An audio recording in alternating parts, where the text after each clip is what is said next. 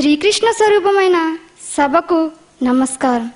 మా ఇలవేలుపులైన శ్రీ మల్లిన సూర్యనారాయణ సుబ్బాయమ్మ దంపతుల దివ్య ఆశీస్సులతో మా గురుదేవుల దీవెనలతో సభను ప్రారంభించుచున్నాము. ఈరోజు వ్యాఖ్యాత్రినిగా మీ ముందుకు వచ్చిన నా పేరు లక్ష్మీ పార్వతి. భారతి అభినవ ఆనందవర్ధన అయిన ఆచార్య బ్రహ్మశ్రీ శలాక రఘునాథ శర్మ గారిని వేదిక మీదకు రావాల్సిందిగా సాదరంగా ఆహ్వానిస్తున్నాం. గురువుగారిని పూలమాలతో సత్కరించవలసిందిగా ద్రోణిపూడి సుధాకర్ రావు గారిని వేడుకుంటున్నాము. గురుర్బ్రహ్మా గురుర్విష్ణు గురుదేవో మహేశ్వరః గురు సాక్షాత్ పరం బ్రహ్మ తస్మై శ్రీ గురవే నమః. ఇప్పుడు గురువు గారిని వారి అనుగ్రహ భాషణం చేయవలసిందిగా శిరస్సు వంచి నమస్కరిస్తూ వేడుకుంటున్నాం. సభాయై నమః. శాంతి పర్వంలో పీఠికాప్రాయమైనటువంటి విషయాలు నిన్న కొన్ని చూశాం. శాంతి పర్వంలో తెలుగులో తిక్కన గారు రచించినటువంటి దాంట్లో మొత్తం 6 ఆశ్వాసాలు ఉన్నాయి. ఒక్కొక్క ఆశ్వాసంలో సగటున 450 పద్యాలు చొప్పున ఉన్నాయి. ఇందులో మొదటి 400 పద్యాలు ధర్మజ విషాద యోగానికి సంబంధించినవే. విషాద యోగం, ఈ 2 మాటలకు సమన్వయం అనేది చాలా కష్టం. ఆయనకు మహాదుఃఖం గుండెలో గూడు కట్టుకుని ఉంది. దానిని తొలగించడానికి చాలామంది చాలా కష్టపడవలసి వచ్చింది. ఆయనకి మహాదుఃఖం ఏమిటి అనంటే, ఆత్మీయులు, బంధువులు, మిత్రులు, వాళ్లని ఆశ్రయించుకున్నటువంటి వాళ్ళు అయినటువంటి మహా సంఖ్యలో జనాన్నంతటినీ వాళ్ళందరూ చావటానికి నేను కారణమైనాను అని. సాధారణంగా ఏ రాజు ఇలా అనుకోడు. మనం చరిత్రలో అనేకమైనటువంటి యుద్ధాలు చూశాం. ఎవరో అశోక చక్రవర్తి ఒకడికి వైరాగ్యం కలిగినట్టుగా విన్నాం, కానీ తక్కిన వాళ్ళందరూ కూడా చంపేసి హాయిగా రాజ్యాన్ని స్వాయత్తం చేసుకుని సుఖంగా ఉన్నారు. కానీ ధర్మరాజు అలా ఉండలే. అందుకని ఆయన వేదన పడుతున్నాడు. ఒకటే నిర్ణయానికి వచ్చాడు. నిర్ణయం అంటే ప్రతిపాదన. నిర్ణయం అనేదానికి ప్రతిపాదనకు తేడా ఉంది. నిర్ణయం అంటే దాన్ని మళ్ళీ మార్చడం ఎవరికి సాధ్యం కాదు. ప్రతిపాదన అంటే ఒక భావన, ఈ పని చేద్దాము అనేటువంటి ఒక సంకల్పం కలిగింది. ఏమిటి? సంఘ పరిత్యాగము. సంఘం అంటే అంటు, లంపటం. ఇది నాది, దీనినేదో నేను ఉద్ధరించాలి అనుకునేటువంటి ఒక మమకార భావన ఏదైతే ఉందో దాన్ని సంఘం అంటారు.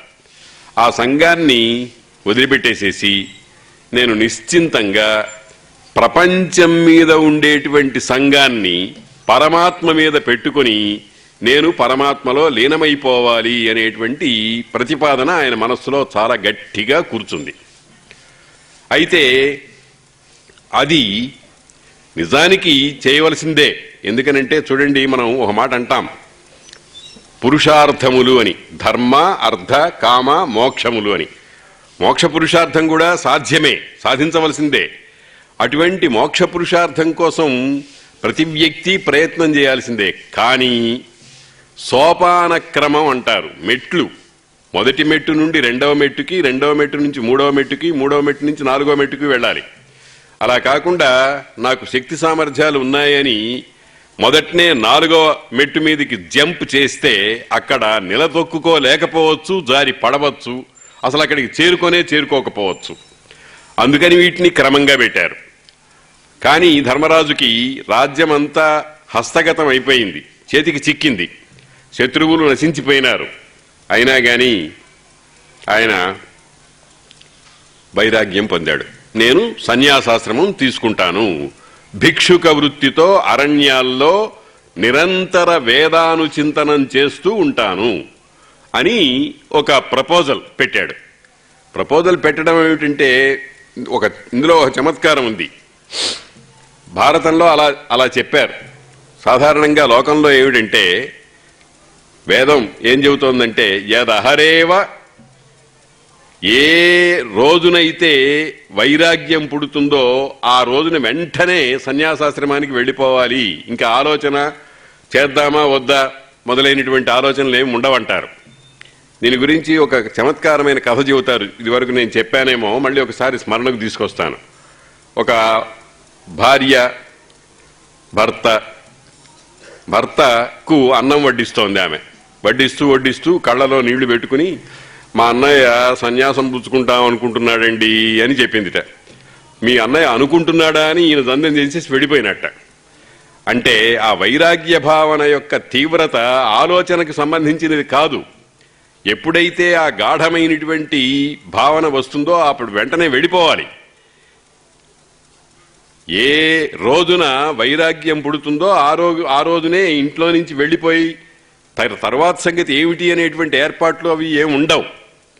ఆ రకంగా ఉండాలి. కానీ ధర్మరాజు ఈ ప్రతిపాదన ఎందుకు పెట్టాడంటే, ధర్మరాజుకి లోకసామాన్యమైనటువంటి వ్యక్తిత్వం కాదు అతనిది. అతనితో చాలా గాఢమైనటువంటి, అతనే అనుకోవలసినటువంటి వ్యక్తులు ఇంకో నలుగురున్నారు. భీముడు, అర్జునుడు, నకులుడు, సహదేవుడు.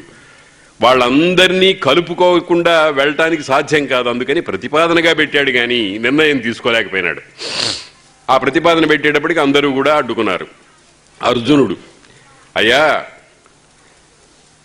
ధన సంపాదన ఒకటి, బంధుమిత్ర పరితోషణము అనేది రాజులకు పరమ పురుషార్థము అని ప్రతిపాదన చేశాడు అర్జునుడు. ధర్మశాస్త్రం అట్టాగే చెబుతోంది. ఇందాక మనం అనుకున్నట్టుగా వైరాగ్యమునకు పూర్వరంగం అనేటువంటిది ఒకటి ఉంది. ఆ పూర్వరంగం అనేటువంటిది గృహస్థాశ్రమ ధర్మం. వర్ణ ఆశ్రమ ధర్మములనున్నాయి. వర్ణధర్మములు, ఆశ్రమ ధర్మములు. వర్ణములంటే బ్రాహ్మణ, క్షత్రియ, వైశ్య, శూద్ర అనేటువంటివి. ఆశ్రమములంటే బ్రహ్మచర్యము, గార్హస్థ్యము, వానప్రస్థము, సన్యాసము అనేటువంటివి. వీటినన్నిటినీ కూడా ప్రతి దాంట్లోనూ ఫుల్ 100% మార్క్స్ వచ్చినటువంటి వాడే పై స్థానానికి వెడతాడు, లేకపోతే వెళ్ళటం సాధ్యం కాదు. అందుకోసమని గార్హస్థ్య ధర్మాన్ని గురించి అర్జునుడు ప్రతిపాదన చేశాడు. ఏమిటి? ధనాన్ని సంపాదించాలి. ధనాన్ని ఎందుకు సంపాదించాలి అని అంటే, మేఘాన్ని చూడమన్నారు. మేఘం ఏం చేస్తుంది? సముద్రంలో ఉండేటువంటి పేయము అంటే త్రాగటానికి యోగ్యత అయినటువంటి జలం కాదు. సముద్రంలో నీరు ఎవరు తాగలేరు, ఉప్పగా ఉంటుంది. కాస్త ఒక గ్లాసుడు నీళ్లు నోట్లో పోసుకుంటే డోకొస్తుంది. అంటే అది అపేయము. అపేయము అంటే త్రాగటానికి వీలు లేనటువంటిది.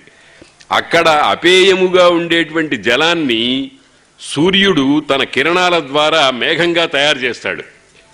చేసి దాన్ని ఎక్కడెక్కడ కావాలో అక్కడెక్కడ పేయము చేస్తాడు. అంటే త్రాగటానికి యోగ్యమైనటువంటి పని చేస్తాడు. కాబట్టి ధన సంపాదన అనేటువంటిది ఎట్లాగుంటుందంటే, ఒక చోట చాలా ఎక్కువగా అనవసరంగా మురిగిపోతూ ఉండేటువంటి ధనాన్ని రాజైనటువంటి వాడు తన ఖజానాలోకి తీసుకుంటాడు. ఎందుకనంటే ఆదానం హి విసర్గాయ. తీసుకోవడం ఎందుకయ్యా అంటే వదిలిపెట్టడానికి, ఇవ్వటానికి, దానం చేయటానికి. ఎక్కడ పనికి మాలిన ధనం ఉండిపోతుందో, లక్షలు కోట్లుగా ఉండి మహా ధనవంతుడు అనే పేరు ప్రఖ్యాతులు ఉన్నాయి, కానీ అట్లా మురిగిపోతూ ఉంటుంది ఆ ధనం. దాన్ని ప్రభుత్వం వశం చేసుకుని ఎక్కడెక్కడ అవసరమో, ఎవడు లేనివాడో వాడికి ఇవ్వటం అనేటువంటిది అది ధన సూత్రం. ఆర్థిక వ్యవస్థలో అదొక చాలా ముఖ్యమైనటువంటి ఘట్టం. కాబట్టి ధనం సంపాదించటము, తర్వాత సంపాదించిన దాన్ని బంధు, మిత్ర, సాధారణ జనాలకు పరితోషణం కలిగించేట్టుగా, సంతోషం కలిగించేట్టుగా ఇవ్వటం అనేటువంటిది పరమ పురుషార్థమయ్యా. చాలా గొప్ప పురుషార్థం అంటే మానవుడు సాధించవలసినటువంటి విషయం. పురుషుడు అంటే మానవుడు, మానవుడు అంటే స్త్రీ పురుష భేదం కాదు, మానవ జాతి వాళ్ళు సాధించవలసినటువంటిది. అది పరమ పురుషార్థము. కాబట్టి నీవు ఈ సంఘ పరిత్యాగం చేసి అడవులలోకి వెళ్ళి కూర్చుంటాను అని అంటే ఒప్పుకోదు, ధర్మశాస్త్రం ఒప్పుకోదు. ఏదైనా సరే ఒక పని చేసేదానికి శాస్త్ర ప్రమాణం ఒకటి ఉంటుంది. భగవద్గీత చాలా చక్కగా అనుశాసనం చేసింది. తస్మాత్ శాస్త్రం ప్రమాణంతే కార్యాకార్య వ్యవస్థితౌ. ఈ పని చేయవచ్చునా చేయకూడదా, ఈ పని ఈ విధంగా నడుచుకోవచ్చునా నడుచుకోకూడదా అనేటువంటి దానికి శాస్త్రం ప్రమాణం. జ్ఞాత్వా శాస్త్ర విధానోక్తం కర్మ కర్తుమిహార్హసి. కాబట్టి శాస్త్రంలో చెప్పినటువంటి విధానాన్ని తెలుసుకొని నీవు పని చేయాలి అని శాసనం. ఎవరి శాసనం అది? భగవంతుడి శాసనం. భగవంతుడి శాసనం కాదని నేను నా ఇష్టం వచ్చినట్టుగా సన్యాసాశ్రమం తీసుకుంటాను, లేకపోతే అడుక్కుంటాను, బెచ్చమెత్తుతాను మొదలైనటువంటివి చేయడానికి వీల్లేదు. ప్రతి వ్యక్తికి కూడా ఒక కోడ్ ఆఫ్ కాండక్ట్ ఉంది. ఈ రకంగా ప్రవర్తించాలి, ఈ రకంగా ప్రవర్తించాలి, ఈ రకంగా ప్రవర్తించాలి. ఆ రకంగా ప్రవర్తించకపోతే రాజు అయిన వాడు శిక్షిస్తాడు. రాజు శిక్షించాలి. శిక్షిస్తే శిక్ష రెండు ప్రయోజనాలను సాధిస్తుంది.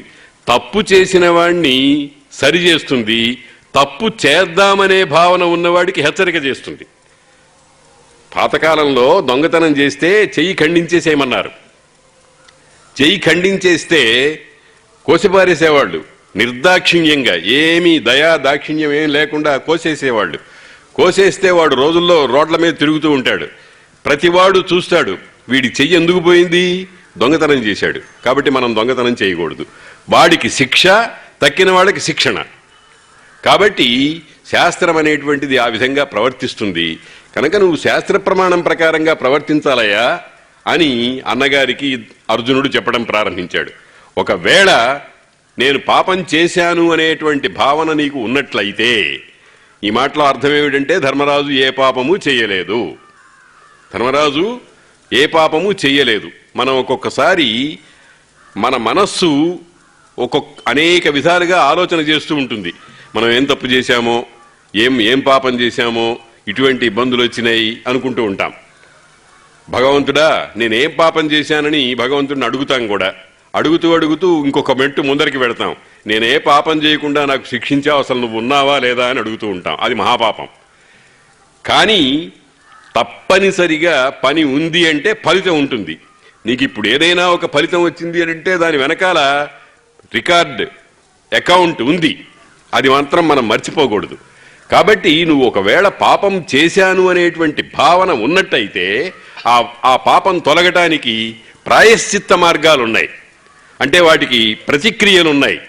ఏమిటి అని అంటే యజ్ఞయాగాదులు చెయ్యాలి. మహాదక్షిణలు కలిగినటువంటి రాజసూయము, అశ్వమేధము, వాజపేయము, అతిరాత్రము, పౌండరీకము మొదలైనటువంటి అనేకమైనటువంటి యజ్ఞాలు ఉన్నాయి. అయితే ఈ యజ్ఞాలను గురించి మనం ఇదివరకు కూడా ఒకసారి చెప్పుకున్నాం. ఒక్కసారి దాన్ని స్మరించాలి. యజ్ఞము అనేటువంటిది సామాజిక సంక్షేమానికి సంబంధించిన విషయమే గాని వ్యక్తి సంక్షేమానికి సంబంధించింది కాదు. ఒక భరతుడు అనేకమైనటువంటి యజ్ఞాలు చేశాడు అని భారతంలో చెప్పారు. భరతుడు రాజుగా ఉండి యజ్ఞం చేస్తే అతడికి స్వర్గం వస్తుంది అనేటువంటిది మాట అట్టేబెట్టి ఆ యజ్ఞము పరిసరాలు వ్యాప్తి, ఆ యజ్ఞము యొక్క ద్రవ్యాలు హుతమై వ్యాపించినటువంటి సమస్తమైనటువంటి ప్రదేశాల్లోనూ దాని ఫలితం ఉంటుందన్నమాట. కాబట్టి యజ్ఞం అనేటువంటిది సామాజిక భావనయే గాని వ్యక్తి భావన కాదు. ఎవడో ఒకని యొక్క ప్రయోజనానికి సంబంధించింది కాదు, అందరి యొక్క ప్రయోజనానికి సంబంధించినటువంటిది. వాళ్ళకి తెలియకుండా జరుగుతుంది. దాని గురించి ఇదివరకు మనం కొంచెం వివరంగానే చెప్పుకున్నాం. స్థూలంగా ఈ మాట అంటున్నాం. తర్వాత ధర్మరాజు గారికి ఈ మాటలు ఏమీ తలకెక్కల. అంటే ఇక్కడ మనం ఈ గ్రంథ భాగంలో చూడవలసిన విషయం ఏమిటంటే చర్చ, ప్రతి చర్చ. ఒక ప్రశ్న, ఒక సమాధానము, మళ్ళీ ప్రశ్న, సమాధానము. సమాధానము అనే మాటకే ఒక చక్కటి అర్థం ఉంది. చక్కగా మనస్సుని ఒక చోటకు ఏర్పాటు చేసుకోవటం. ఇది సమాధానం అంటే అది అంటే మనస్సు విశ్రాంతి పొందడం అన్నమాట. ఈ విశ్రాంతి పొందడం అనేటువంటిది సాధారణంగా అంత తొందరగా జరగదు. ఒక అవతలివాడు ఆర్గ్యుమెంట్ చేస్తాడు, దానికి కౌంటర్ ఆర్గ్యుమెంట్ ఉంటుంది, మళ్ళీ ఆర్గ్యుమెంట్ ఉంటుంది, కౌంటర్ ఆర్గ్యుమెంట్ ఉంటుంది, ఇట్లాగా జరుగుతూ ఉంటాయి. ఎందుకనంటే ఒక ఆర్గ్యుమెంట్కి వెంటనే సమాధానం దొరకదు. ఆ సమాధానం చర్చించగా చర్చించగా చర్చించగా ఎక్కడో వెళ్ళిన తర్వాత, అంటే ఇప్పుడు మనం చదరంగం ఆటలో ఒక ఎత్తు వేసేటప్పుడు దానికి అతడేం వేస్తాడు, మళ్ళీ నేనేం వెయ్యాలి, అతడు మళ్ళీ దానికి ఏం చేస్తాడు అని ఆట చివరి వరకు ఉండేటువంటి ప్రక్రియనంతటినీ మనసులో భావన చేసుకుని కానీ మంచి మంచి చదరంగం ఆటగాడు పావు ముట్టుకుని అవతలకి పెట్టడు. ఒక్కోసారి ఒక్కొక్క పావు తీసి పెట్టడానికి గంటలు పడుతుంది.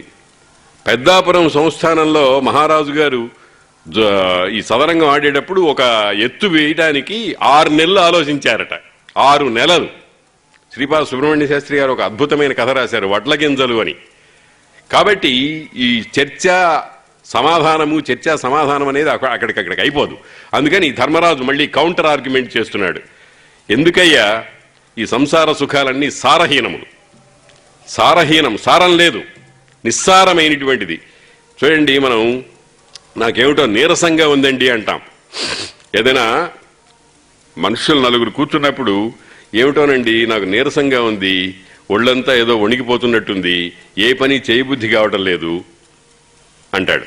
బాగా చక్కగా తిన్నాడు, 3 పూట్లా తిన్నాడు, మధ్య మధ్య ఉదకపానీయం సమర్పయామి అని కాఫీలు వగైరాలన్నీ తీసుకున్నాడు, అయినా శవంలాగా ఉంటున్నాడు. ఈ సంసారం అటువంటిది, సారహీనం. సారం లేదు ఇందులో. ఎందుకు సారం లేదంటే ఏది గ్రహించాలో అది గ్రహించకపోతే సారం లేనట్టు. మనం చూడండి, సాధారణంగా భోజన పదార్థాల విషయంలో చూడండి, ఒక రకంగా చూస్తే మనం తినేటువంటి ఆహారాల్లో సారాన్నంతటినీ కూడా వండి వార్చి నిస్సారమైన పదార్థాన్ని మాత్రమే తింటున్నాం. దాంట్లో ఉండేటువంటి సారాన్ని వార్చేస్తున్నాం, అందులో ఉండేటువంటి పదార్థాలని. అందుకనే ఎద్దు కానీ ఏనుగు కానీ సారవంతమైనటువంటి వెజిటబుల్స్ తింటాయి, మనం వాటిని వండుకు తింటాం. అవి ఎంత బలవంతంగా ఉన్నాయో చూడండి, మనం ఎంత బలహీనంగా ఉన్నామో చూడండి. కాబట్టి సంసార సుఖాలన్నీ కూడా సారహీనములైనటువంటివి. వీటిని నేను అపేక్షించను. ఒక రకమైనటువంటి మనస్సంస్థానాన్ని తయారు చేసుకోవాలి, మనస్సుని ఒక రకంగా చేసుకోవాలి. మనకు మామూలుగా ప్రతి పని యందు 3 లక్షణాలు తటస్థపడుతూ ఉంటాయి. ఒకటి ప్రియంగా ఉంటుంది, ఒకటి అప్రియంగా ఉంటుంది, ఇంకొకటి ప్రియము కాదు అప్రియము కాదు, ఉదాసీనం అంటారు. మామూలుగా అన్ని కార్యాల్లోనూ ఈ 3 రకాలైనటువంటి వ్యవహారాలు ఉంటాయి, ప్రియము, అప్రియము, ఔదాసీన్యము అని. అంటే మనం ఎవరింటికన్నా వెళ్ళంతోటే, అయ్యా రండి దయచేయండి, కాస్త కాఫీ తీసుకుంటారా, ప్రియం. మనం తలుపు తీసిన వెంటనే బెల్లు కొట్టాం, తలుపు తీసిన వెంటనే మన మొహం మురకటించి చూసి వీడెందుకు వచ్చాడరా అన్నట్టు ఫోజు పెట్టాడు అనుకోండి, అప్రియంగా ఉంటుంది. ఈ 3వ రకం ఏమిటంటే, సరే వచ్చి కూర్చోండి పోనీ అంటాడు, ఇది ఉదాసీన భావన. అంటే ప్రియము కాదు అప్రియము కాదు, ఇలా 3 రకాలుగా ఉంటాయి.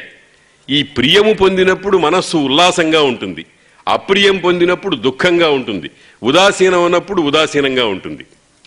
ఈ జీవితంలో మనకు ప్రతి విషయంలోనూ ఈ 3 లక్షణాలు కనిపిస్తూనే ఉంటాయి. కానీ సమబుద్ధి అయినటువంటి వాడు ఈ ప్రియాన్ని ప్రియంగా చూడడు, ప్రియమైనప్పుడు మోదం పొందడు, అప్రియమైనప్పుడు ఖేదం పొందడు, ఉదాసీనంగా ఉన్నప్పుడు వేరే వికారం పొందడు. అన్ని స్థితుల్లోనూ ఒక రకంగానే ఉంటాడు.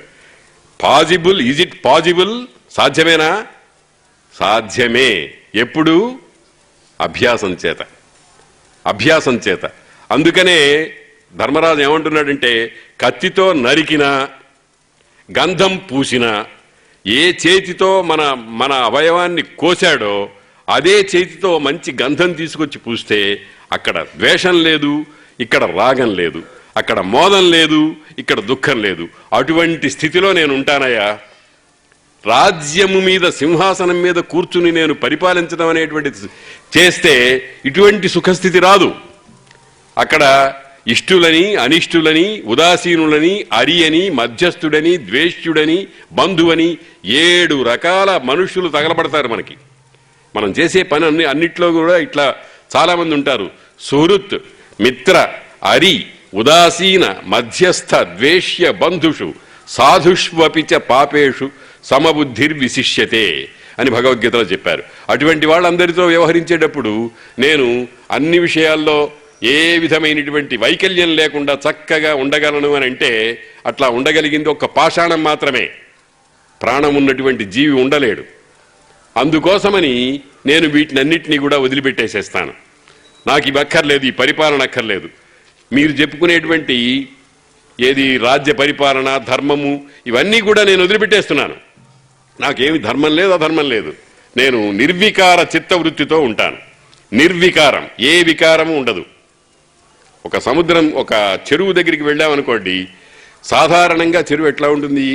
కదలిక లేకుండా చక్కగా నిస్తరంగంగా ఉంటుంది. అందులో వికారం ఎప్పుడు బయలుదేరుతుంది? ఎవడో ఒక పిల్లవాడు ఒక రాయి అట్లా తీసుకువేస్తాడు. వేస్తే అక్కడి నుంచి వలయాలు ప్రారంభం అవుతాయి. వలయం వలయం వలయం అని ఒడ్డు దాకా అట్లా వస్తూ ఉంటుంది. ఈ వలయం అనేటువంటిది ఏర్పడటానికి చెరువు కారణం కాదు, ఎవడో బయట నుంచి ఒకానొక విక్రియ కారణమవుతుంది. నేను ఆ నిస్తరంగమైనటువంటి సముద్రంలా ఉంటాను. నిందాస్తుతులు పట్టించుకోను. నన్ను నిందించినా ఒకటే, స్తుతించినా ఒకటే. ఏమండి తిమ్మయ్య గారు, టైం ఎంత అయింది అని అడిగాడు వాడు. అరే, నా పేరెట్ట తెలిసిందయ్యా నీకు? మీ మొహం చూస్తేనే తెలుస్తోందండి. తిమ్మయ్య, తిమ్మయ్య అంటే కోతిరాజు. కాబట్టి అనేటప్పటికీ వీడికి కోపం వస్తుంది. వాడు మొహం కోతిలాగా ఉండొచ్చు కానీ కోతిలాగా ఉంది అని అంటే కోపం వస్తుంది. ఇది నింద. స్తుతిస్తాడు, నువ్వు చాలా గొప్పవాడివయ్యా, నువ్వు చాలా అద్భుతంగా దాన ధర్మాలు చేస్తావయ్యా, మంచి కార్యక్రమాలు నిర్వహిస్తావంటే అట్లాగా అండి భుజాలు ధరుముకుంటూ ఉంటాడు. ఈ 2 దగ్గర వికారాలు ఉండకూడదు. నిందా, స్తుతి రెండింటినీ పట్టించుకోను నేను. ఎలా ఉండాలి? మూగివాడిలాగా, జడులాగా ప్రవర్తిస్తూ ఉంటాను. మాట రానివాడు మూగివాడు. అవతలవాడు ఏమన్నా కానీ వీడు దానికి ప్రతిక్రియగా ఏం మాట్లాడలేడు. జడుడు, స్తబ్దుడు, ఏమీ స్పందన ఉండదు. ఆ రకంగా ఉండడం అనేటువంటిది అత్యంత సుఖహేతువు. ఆ రకంగా నేను ప్రవర్తిస్తాను. ఆకలి తట్టుకోలేని సమయంలో అట్లా భిక్షాపాత్ర, కరతల భిక్షాపాత్ర, కరతలమే, ఇంకా వేరే పాత్ర ఏముండదు. ఎందుకనంటే ఏదైనా ఒక దాని యందు మనం ఇది అవసరం, ఇది తప్పనిసరిగా ఉంటుంది అని అంటే దాని మీద మమకారం ఏర్పడుతుంది, దాన్ని రక్షించుకోవాలనే భావన ఏర్పడుతుంది. అందుకనే కరపాత్ర స్వామీజీ అని ఒక మహానుభావుడు ఉండేవాడు. ఆయనకి కరమే, చెయ్యే పాత్ర, వేరే పాత్రలో అవి ఉండేవి కాదు. ఉంటే దానివల్ల చాలా అనర్థాలు వస్తాయి. ఒక కథ చెప్తారు, కౌపీన సంరక్షణార్థమయం పటాటోపహ అని. ఓ సన్యాసి ఒక గోచి మాత్రం పెట్టుకున్నాడు. 2 గోచీలు, ఒకటి ధరిస్తాడు, ఒకటి ఆరవేసుకుంటాడు. ఆరవేస్తూ ఉండగా ఓ రోజున ఎలుక దానికి కొరికింది. ఆయనకి ఒక ఆలోచన వచ్చింది, అరే ఉన్న ఒక గోచీకి వస్త పాడైపోతే ఎట్లాగా అని ఈ ఎలుక నుండి గోచీని రక్షించుకోవడానికి ఒక పిల్లిని పెంచితే బాగుంది అనుకున్నాడు. పిల్లిని పెంచాడు. ఆ పిల్లికి పాలు కావాలి, ఒక ఆవుని పెంచుకున్నాడు. ఆవుని రక్షించడానికి గడ్డి కావాలి, పొలం పెట్టుకున్నాడు. పొలం రక్షిస్తే మనుషులు, మంది, మార్బలం అంతా ఉండాలి. అడిగారు, ఎందుకయ్యా ఇదంతా అంటే గోచిని రక్షించుకోవడం కోసం. కౌపీన సంరక్షణార్థం అయం పటాటోపహ, ఇదంతా కౌరవీన సంరక్షణార్థం. రమణ మహర్షుల వారు దాని యందు కూడా రాగం లేకుండా చాలా చక్కగా అచ్చమైనటువంటి వైరాగ్యంతో ఉండేవారు. ఒకవేళ గోచీకి చిరుగులు పడితే ఆ గోచీని అడవిలో ఉండేటువంటి చెట్ల ముళ్ళుంటాయే, ఆ ముళ్ళే సూదిగా పెట్టుకుని దాంతో సరి చేసుకునేవాట ఆయన. దానికి మళ్ళీ కొత్త గోచీ కావాలి, దానికి మళ్ళీ ఉతికేగా వస్తువులు కావాలి, ఉతికే మనుషులు కావాలని ఇవి ఏమీ ఉండేవి కావు. అది నిజమైన వైరాగ్యం అంటే. అటువంటి వైరాగ్యంలో నేను ఉంటాను. 4-5 ఇళ్లకు మాత్రము భిక్షాటన వెడుతూ ఉంటాను.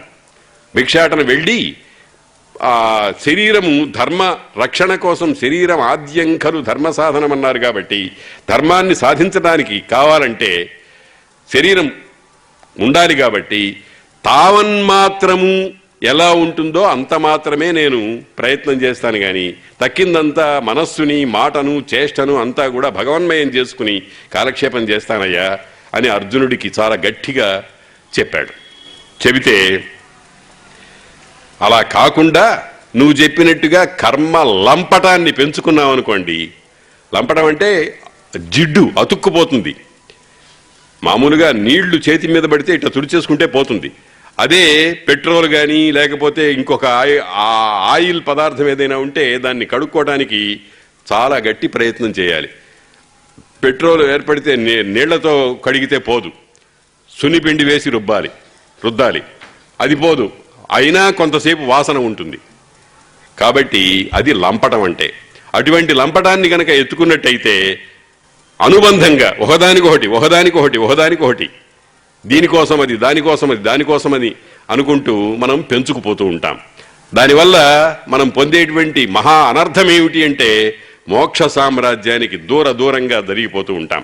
మనం వెళ్లాల్సిన బండేమో మన తణుకు నుంచి భీమవరం వైపు, మనం ఎక్కిన బండేమో రాజమండ్రి వైపు. ఎప్పటికైనా భీమవరం వస్తుందా, గమ్యం వస్తుందా అని అంటున్నాడు ధర్మరాజు. కాబట్టి ఇది నాకు లభించినటువంటి విమల ప్రజ్ఞామృతము అని ధర్మరాజు డిక్లేర్ చేశాడు. విమలమైన ప్రజ్ఞతో కూడినటువంటి ప్రజ్ఞ అనేటువంటి అమృతము. ప్రజ్ఞ త్రైకాలికీ మత, 3 కాలాల్లో సంబంధించినటువంటి తెలివితేటల్ని ప్రజ్ఞ అంటారు. అది కూడా నిర్మలంగా ఉండాలి. మలము అంటే దోషం, ఏ దోషము లేనటువంటి అమృతము అంటే ఎప్పటికీ చావనటువంటి ఒక మహా విలువైనటువంటి పదార్థం నాకు దొరికిందయ్యా, కాబట్టి నేను దీన్ని తప్పకుండా అనుభవిస్తాను అని అర్జునుడికి ప్రతి సమాధానం చెప్పాడు. అర్జునుడు చెప్పినటువంటి ఆర్గ్యుమెంట్కి ఖండనగా చెప్పాడు. వెంటనే భీమసేనుడు వీళ్ళందరికీ కూడా అన్నగారంటే మహాభక్తి. అన్నగారు అన్న అంటే పూర్వజుడు అని అంటారు, అగ్రజుడు అని అంటారు, ముందు పుట్టినవాడు అని. అన్నను మన ధర్మశాస్త్రాల్లో ఒక మాట అన్నారు, పితృసమో జ్యేష్ఠ అని. తండ్రి తరువాత తండ్రి. తండ్రి ఒకవేళ లేకపోతే తండ్రి స్థానంలో ఉండవలసిన వాడు పెద్దన్న. అటువంటి స్థితి ఆయనకుంది. అందుకనే పితృసమో జ్యేష్ఠ. జ్యేష్ఠుడు అంటే పెద్దన్నగారు తండ్రియే, తండ్రితో సమానుడు. తండ్రి ఏ రకంగా అయితే కంటికి రెప్పలాగా పిల్లల్ని కాపాడుతూ రక్షిస్తూ ఉంటాడో ఆ రకంగా ఉండేటువంటి వాడు. అందుకని భీముడు ఈ ఆర్గ్యుమెంట్ని విని అర్జునుడు ఇంకా ఉపసంహృతుడు కాలా, అంటే ఇంక సమాధానం చెప్పడం చేతగా కూర్చోలే. కానీ ఈయనకి కొన్ని ఆలోచనలు వచ్చినాయి. ఆ ఆలోచనలు వస్తే దానికి ఆయన చెప్తున్నాడు ధర్మరాజుతో, అయ్యా ధర్మరాజా, యుధిష్ఠిరా, నీవు కుంతీ పుత్రుడవు, యమధర్మరాజు యొక్క అనుగ్రహం చేత పుట్టినటువంటి వాడవు. నీకెందుకనో రాజధర్మం మీద అసూయ పుట్టిందయ్యా.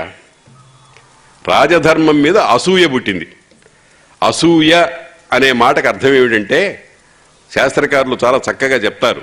అసూయ అనే మాటకు అర్థం ఏమిటంటే, దోషాలు లేని చోట, గుణాలు ఉన్న చోట దోషాన్ని ఆరోపించటం. దాని పేరు అసూయ. అసూయ అంటే అక్కడ గుణం ఉంటే ఆ గుణాన్ని దోషంగా ఆరోపించటం. ఒక చక్కని శీలవతి అయినటువంటి స్త్రీ చక్కగా మంచి దుస్తులు ధరించి ఏ విధమైనటువంటి చాపల్యము లేకుండా తల వంచుకొని మెల్లగా వీధిలో ఏదో పనికి తన మానాన్ని తాను పోతూ ఉంటే, చూడరా ఆ టెక్కు, ఆ నిక్కు అంటాడు ఒక పక్కవాడు. వీడికి అక్కడ టెక్కు ఏం కనిపించిందో మనకి తెలియదు. అక్కడ నిజానికి టెక్కు లేదు. అక్కడ ఉండేటువంటిది వినయము, ఒక చక్కని భావన, ఒక మంచి ప్రవృత్తి. ఆ మంచి ప్రవృత్తిని గమనించలేనిటువంటి దుర్మార్గుడు దానికి ఒక మడ్డి పూస్తాడు, ఒక దోషం ఆరోపణ చేస్తాడు. దాని పేరు అసూయ. రాజధర్మము అత్యుత్తమమైనదయ్యా. ఆ అత్యుత్తమమైనటువంటి రాజధర్మం మీద నీకెందుకో అసూయ పుట్టింది. కానీ అన్నా, ఒక్క విషయం ఆలోచించు నువ్వు. ఈ పుట్టిన అసూయ అనేటువంటిది కురుక్షేత్ర మహాసంగ్రామానికి ముందర పుట్టి ఉంటే ఎంత బాగుండేదయ్యా. జరగవలసిన సర్వానర్థము అయిపోయిన తర్వాత ఇప్పుడు పుట్టి, మనకి 2 మాటలున్నాయి లోకంలో, ఏమిటంటే గతజల సేతుబంధనము అని. అంటే నీళ్ళన్నీ పోయినాయి, నీళ్ళన్నీ గండిబడి పోయినాయి, చెరువులో ఏ నీళ్లు లేవు. అప్పుడు దాన్ని కట్టవేయడం ప్రారంభిస్తున్నారట.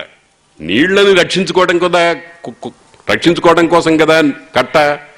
పోయిన నీటికి సేతుబంధనం ఎందుకు? అలాగే చేతులు కాలేక ఆకులు పట్టుకోవటం అనేటువంటి సామెత ఒకటి ఉంది. చేతులు కాలిపోయినాయి, బాగా బొబ్బలెక్కిపోయినాయి, చర్మం ఊడిపోయింది, అప్పుడు ఆకులు పట్టుకుంటే ఏం ప్రయోజనం? కాలక ముందర చేయాలి ఇవన్నీ కూడా. ఇవన్నీ ఏమిటంటే అవివేకపు పనులు అని చెప్పడం కోసం చెప్తారు. ఆ విధంగా నీకు రాజధర్మం మీద పుట్టవలసినటువంటి అసూయ ముందరే పుట్టి ఉంటే, యుద్ధానికి ముందరే పుట్టి ఉంటే ఇంత అనర్థం జరిగేది కాదు కదా. అప్పుడే నీవు 4 రాయబారాలు జరిగినాయి, మీరందరూ భారతంలో వినుంటారు. మొట్టమొదట పాండవుల పక్షం నుంచి ద్రుపద పురోహితుడు ధృతరాష్ట్రుడి దగ్గరికి వెళ్ళాడు, కొన్ని మంచి మాటలు చెప్పాడు, వాడు వినలేదు. అక్కడి నుంచి సంజయుడు వచ్చాడు, ఆయన తమకు అనుగుణమైనటువంటి మాటలు ఆయన చెప్పాడు. వీళ్ళు దాన్ని గ్రహించడానికి వీలు లేని పరిస్థితి. మళ్ళీ ఇటు నుంచి కృష్ణుడు రాయబారానికి వెళ్ళాడు. ఆయన సర్వసమర్థంగా ఏమి జరుగుతుందో, ఎంత అనర్థం జరుగుతుందో దాన్నంతటినీ కళ్లకు కట్టేట్టు వర్ణించి చెప్పాడు. సర్వనాశనమైపోతుంది అని శ్రీకృష్ణుడు నియామక భావంతో చెప్పాడు. అంటే ఇది తప్పనిసరిగా జరుగుతుంది అని. దాన్నే నిన్న మనం అనుకున్న మూర్ఖత్వం అని వినలేవాళ్ళు. పైగా దుర్యోధనుడు అంతా అయిపోయిన తర్వాత కణికుడని ఒక మహా నీచుణ్ణి, ఉలూకుడు అనేటువంటి వాడిని ఒకడిని, ఉలూకుడు అంటే మామూలుగా శబ్దం అర్థం ఏమిటంటే గుడ్లగోబ. శకుని ఉన్నాడే, శకుని అంటే పక్షి. కొంతమంది ఆ పేర్లు అట్టా పెట్టుకున్నారు. ఆ ఉలూకుడు అనేటువంటి వాడిని ధర్మరాజుని నోటికి వచ్చినట్టు తిట్టిరమ్మని 4వ రాయబారం పంపించాడు. ఏం పని లేదు, ఈ కార్యమేం లేదు, ఈ పని చేద్దామా ఆ పని చేద్దామా అని కాదు. నువ్వు మహానీచుడివి, నీకు ధర్మం లేదు, దయ లేదు, నిన్ను పాతి పెట్టాలి, ఇట్లాగా భయంకరమైన మాటలన్నీ తిట్టి రమ్మని చెప్పాడు. తిట్టి రమ్మంటే పాపం ఆ తిట్లన్నీ విన్నాడు ధర్మరాజు, అతనికి సన్మానం చేసి పంపించాడు. చాలా చిత్రంగా ఉలూకుడికి సన్మానం చేసి పంపించాడండి. 4 రాయబారాలు జరిగినాయి. ఈ 4 రాయబారాలతో ఏమీ సాధించలేనప్పుడు నీకు ఈ రాజధర్మం మీద గనక అసూయ పుట్టి ఉన్నట్టయితే అప్పుడు మేమందరం హాయిగా నీతో పాటు ఒక చిప్పా కర్రా పుచ్చుకుని మేము భిక్షాందేహి అనుకుంటూ వచ్చేవాళ్ళం కదా. ఇప్పుడెందుకయ్యా నీకు ఈ రాజధర్మం మీద అనవసరమైన సమయంలో అసూయ పుట్టింది అని భీముడు తన ధోరణిలో తాను మాట్లాడాడు. ఎంతో ప్రయత్నంతో నుయ్యి తవ్వాం, అమృతప్రాయమైన నీరు పడింది, ఆ నీరు దాక్కుండా దాన్ని బురద చేసి పారేస్తే ఎట్లా ఉంటుందో అట్లా ఉందయ్యా నీ పని. అట్లాగే ఎత్తైన చెట్టు మీద ఎక్కడో చక్కటి అతిశ్రేష్టమైనటువంటి తేనె పట్టు ఉంది, ఆ తేనె పట్టు అందుకునేదాకా వెళ్ళావు, ఈగలన్నింటినీ తరిమేశావు, పట్టుకుని దాన్ని ఇంకా నోట్లో పెట్టుకుంటే అది పరమ ఔషధము, మహా రుచికరమైన పదార్థము, దాన్ని గుమ్మరించి పారేశావు. అట్లా ఉంది నీ ప్రయత్నం అంతా కూడా. అలాగే ఆకలితో అటవడించిపోయేది మధురాతి మధురమైనటువంటి పంచభక్ష్య పరమాన్నాలు చేతికి చిక్కితే దాన్ని మట్టిలో గలిపారేసినట్టు అయింది నీవు. కాబట్టి ఇది సరైన పద్ధతి కాదు అని భీమసేనుడు అన్నాడు. అంటే మామూలుగా మనకు ఒక మాట ఉంది, పశ్చాత్తాపము అని. అంటే కార్యమంతా అయిపోయిన తర్వాత అయ్యో ఇట్లా జరిగిందే అని ఏడవటానికి పశ్చాత్తాపం అనేది పేరు. నిజానికి పశ్చాత్తాపం మానవుణ్ణి ఎక్కడికి చేర్చదు, పూర్వతాపం కావాలి. పశ్చాత్తాపం అంటే అయిపోయిన తర్వాత ఏడిచే ఏడుపు. ఆ ఏడిచే ఏడుపేదో ముందరే, కార్యము అయ్యేదానికి ముందరనే ఏడిస్తే కార్యం ఎప్పుడు పాడవదు. అటువంటి పని లేకుండా నీవు ఈ ప్రవృత్తి పొందావు అని భీమసేనుడు కొంచెం మందలించాడు. అంతేకాదయ్యా, ఇంకొక విషయం ఆలోచించు. నువ్వేమంటున్నావు? ధర్మము లేదు, ఏం లేదు, నేను నిష్కర్మతతో ఉంటాను అన్నాడు. నైష్కర్మ్య సిద్ధి అని ఒక మాట ఉంది. నిష్కర్మ అంటే సాధ్యం కాదు అసలు కర్మ లేకుండా ఉండటం. ఎందుకంటే భగవంతుడు చెప్పాడు భగవద్గీతలో, నహి కశ్చిత్ క్షణమపి జాతు తిష్టతి అకర్మకృత్. ఒక్క క్షణం కూడా ఎవ్వడు ఏ పని చేయకుండా ఉండలేడు.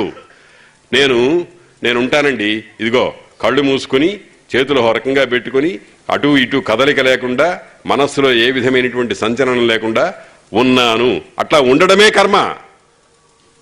ఉండలేడు. కర్మ చేయకుండా ఎవ్వడు ఒక క్షణం కూడా ఉండలేడని భగవంతుడు చెప్పాడు. మనిషి యొక్క జీవి యొక్క లక్షణాన్ని బాగా చక్కగా తెలిసినటువంటి మహానుభావుడు గనక ఆ శ్రీకృష్ణ పరమాత్మ ఈ మాట చెప్పాడు. కాబట్టి నిష్కర్మత అనేటువంటిది ఎవడికి సాధ్యం కాదు. కావాల్సిందేమిటి? నిష్కామ కర్మ.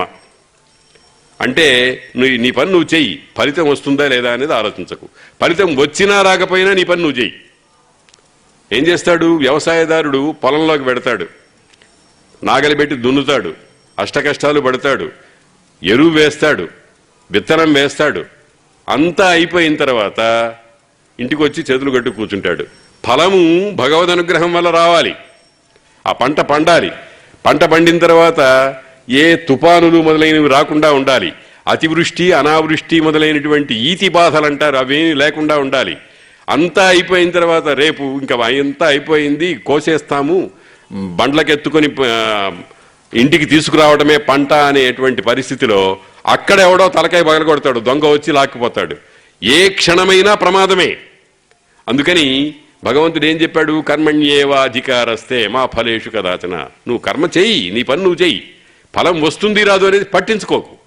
నీకు అధికారం లేదు. నువ్వు స్వామివి కావు ఫలం మీద. స్వామి భగవంతుడు. దాని పేరే అదృష్టం అంటారు. అదృష్టం లేదండి ఏం చేస్తాం? బాగా రాశానండి, అన్ని పేపర్లు బాగా రాశానండి, కానీ చివరి గ్రేడ్ వచ్చిందండి ఇవాళ. చాలామంది అనుకుని ఉంటారుగా 10th క్లాస్ పరీక్ష రిజల్ట్. కాబట్టి దాని మీద మనకు అధికారం లేదు. కర్మణ్యేవ అధికారస్తే. అందుకని నిష్కర్మత కాదు కావాల్సింది, నిష్కామ కర్మ.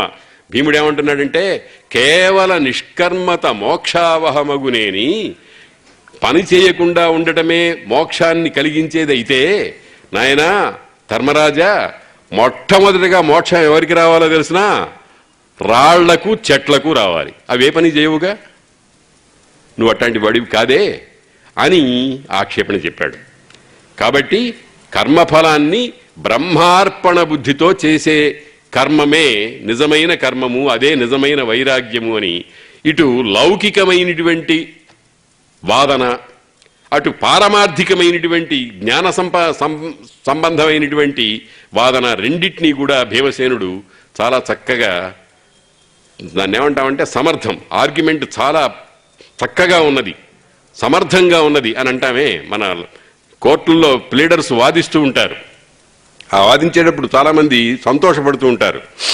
అయ్యా కేసు పోతే పోయింది కానీ లాయర్ గారు బాగా వాదించాడండి అని అంటారు. ఆ రకంగా ఇతడు చాలా చక్కగా తన అభిప్రాయాన్ని చెప్పాడు. అప్పుడు మళ్ళీ అర్జునుడు, ఎందుకనంటే మీద మీద మీద మీద అతనికి కలిగినటువంటి ఆ మనోమాలిన్యం, మనస్సులో ఉండే ఏర్పడినటువంటి అభిప్రాయం, అంటే ఇప్పుడు ప్రస్తుతం రాజధర్మంలో అతడు ప్రవృత్తుడి కావాలి కాబట్టి దానికి అడ్డంగా ఉన్నది కాబట్టి మాలిన్యం అంటున్నాం. అటువంటి మాలిన్యాన్ని తొలగించడానికి అర్జునుడు మళ్ళీ ప్రారంభించాడు. ఓ చిన్న కథ చెప్పాడు. ఒక ఊళ్ళో కొంతమంది ఒక వృత్తి వాళ్ళు ఉన్నారు.